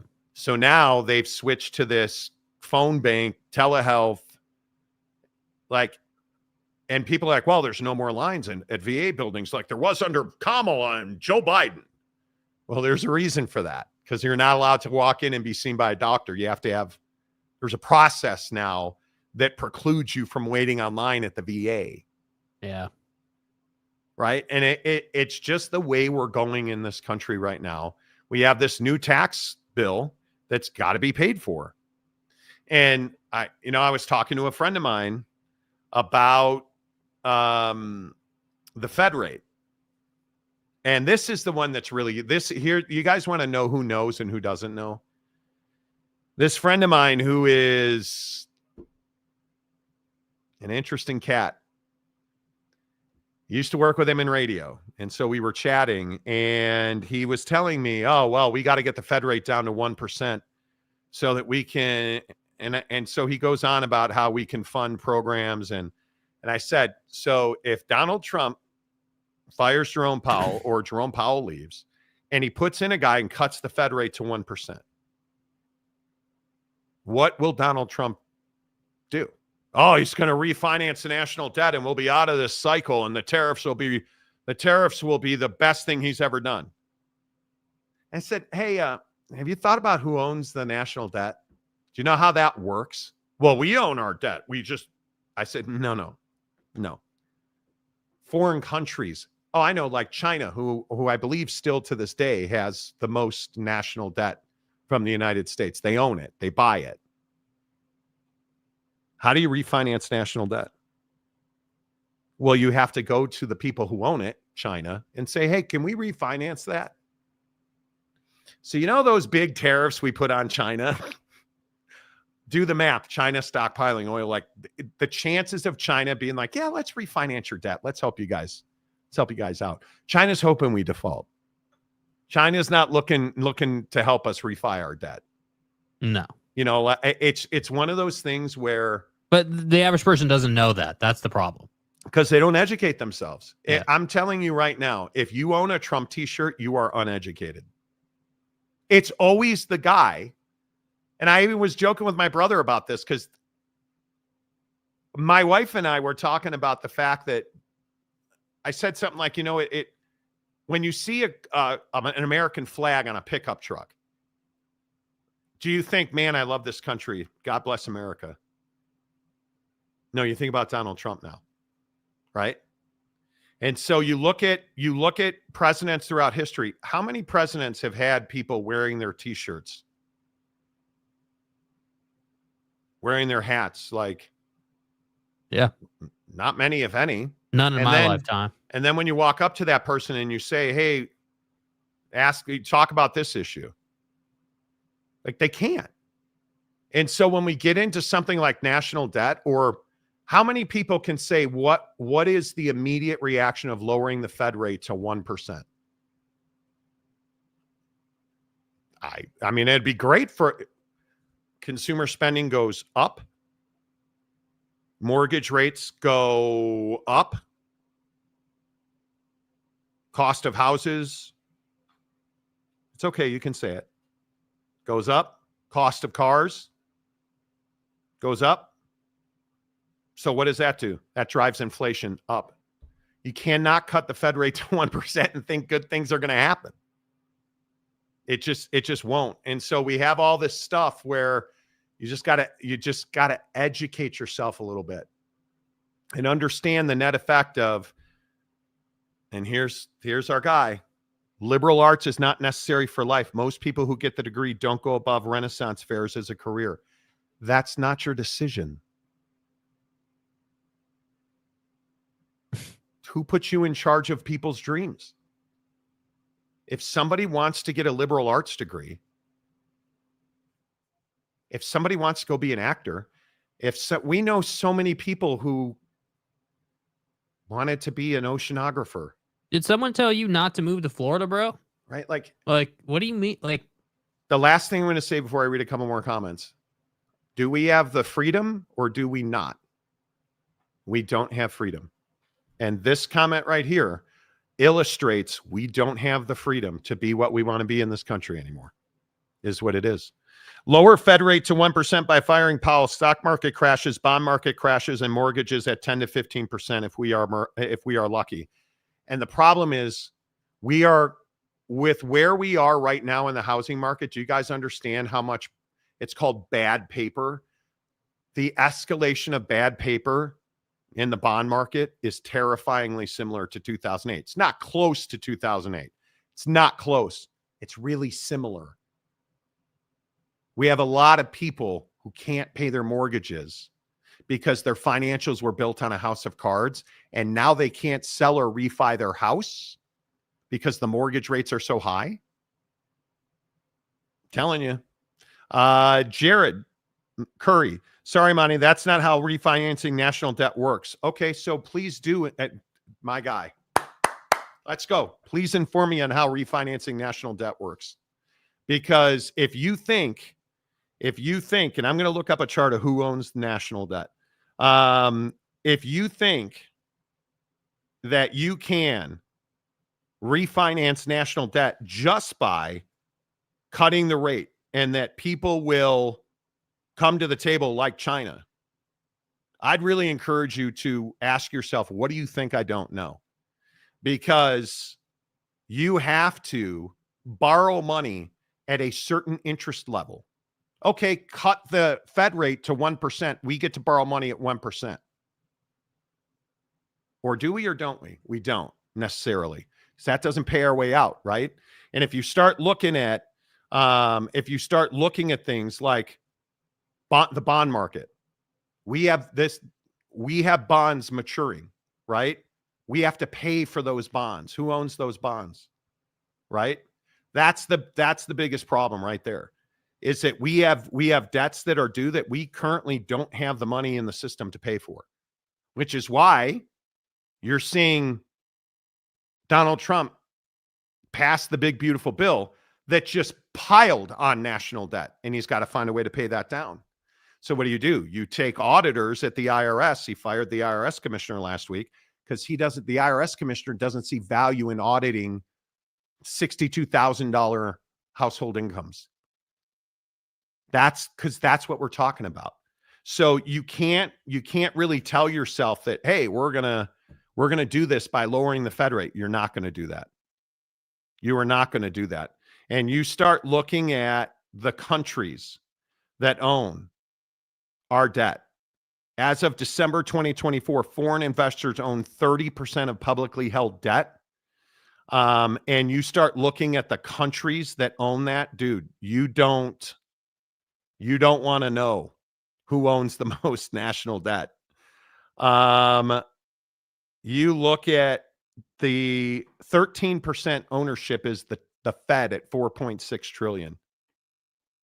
I thought you said $4.6 trillion. That's what I'm saying. It's one of those things where we can't even calculate the number. Anyway, Mike Smith says Jake is looking like, come on, Pops, we're going over time here and I'm ready to check out. I'm not saying that at all. Well, you know what it is, dude? I'm sick and tired of people not educating themselves. We work so hard to fight against the truth, the reality of the situation. Like I just want to say to dudes like Eric, like, bro, if you think that your opinion should decide someone else's life, then you can just move the hell along. I don't care. Like, go along, go. Because it's not up to you, bro. Your opinion is not the only opinion. If you don't like liberal arts or you don't like, the arts, music, movies, whatever it might be, then move along. Go back to hitting the nail with the hammer, bro. I like, it just bothers me so much that you think that's okay. That you think that it's okay to take opportunity from another person because you think it's not necessary. I got news for you. It's not necessary for us to read those comments. It's not necessary for us to include you. And that's how you make other people feel when you say things like it's not necessary for the arts to be funded. So I'm not sitting here with Mike, with all due respect, I'm not mad at you, but it just really upsets me that you would say that, dude, because nobody does that to you. Nobody's saying, oh, you can't move to Florida. You can't do what you want to do. You can't bring your dumb takes on politics in here. Nobody says that to you. No. But here we are, once again, having another conversation that you are uneducated in, bringing your takes. And it just bothers me so much. Yeah, I don't believe that we should ever limit what people's dreams can be. It is not your place to say how someone wants to run their financials, run their life. It is not your business, dude. Not your business. And we used to be a country where we wanted the government to stay out of our homes.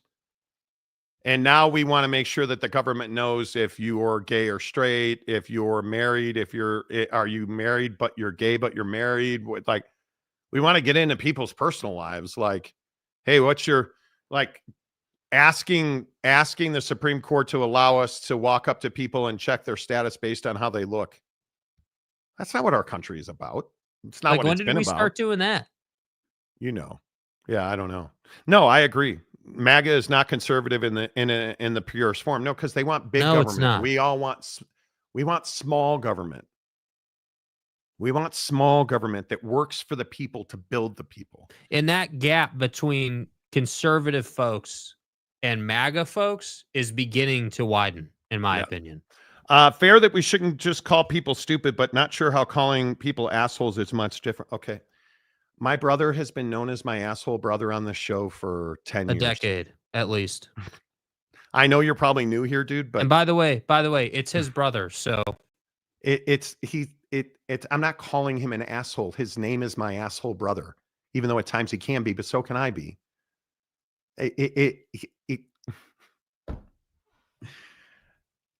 You'll figure it. If you watch the show for any amount of time, you'll figure it out. Commissioner Gumby, Slim Shady. Okay.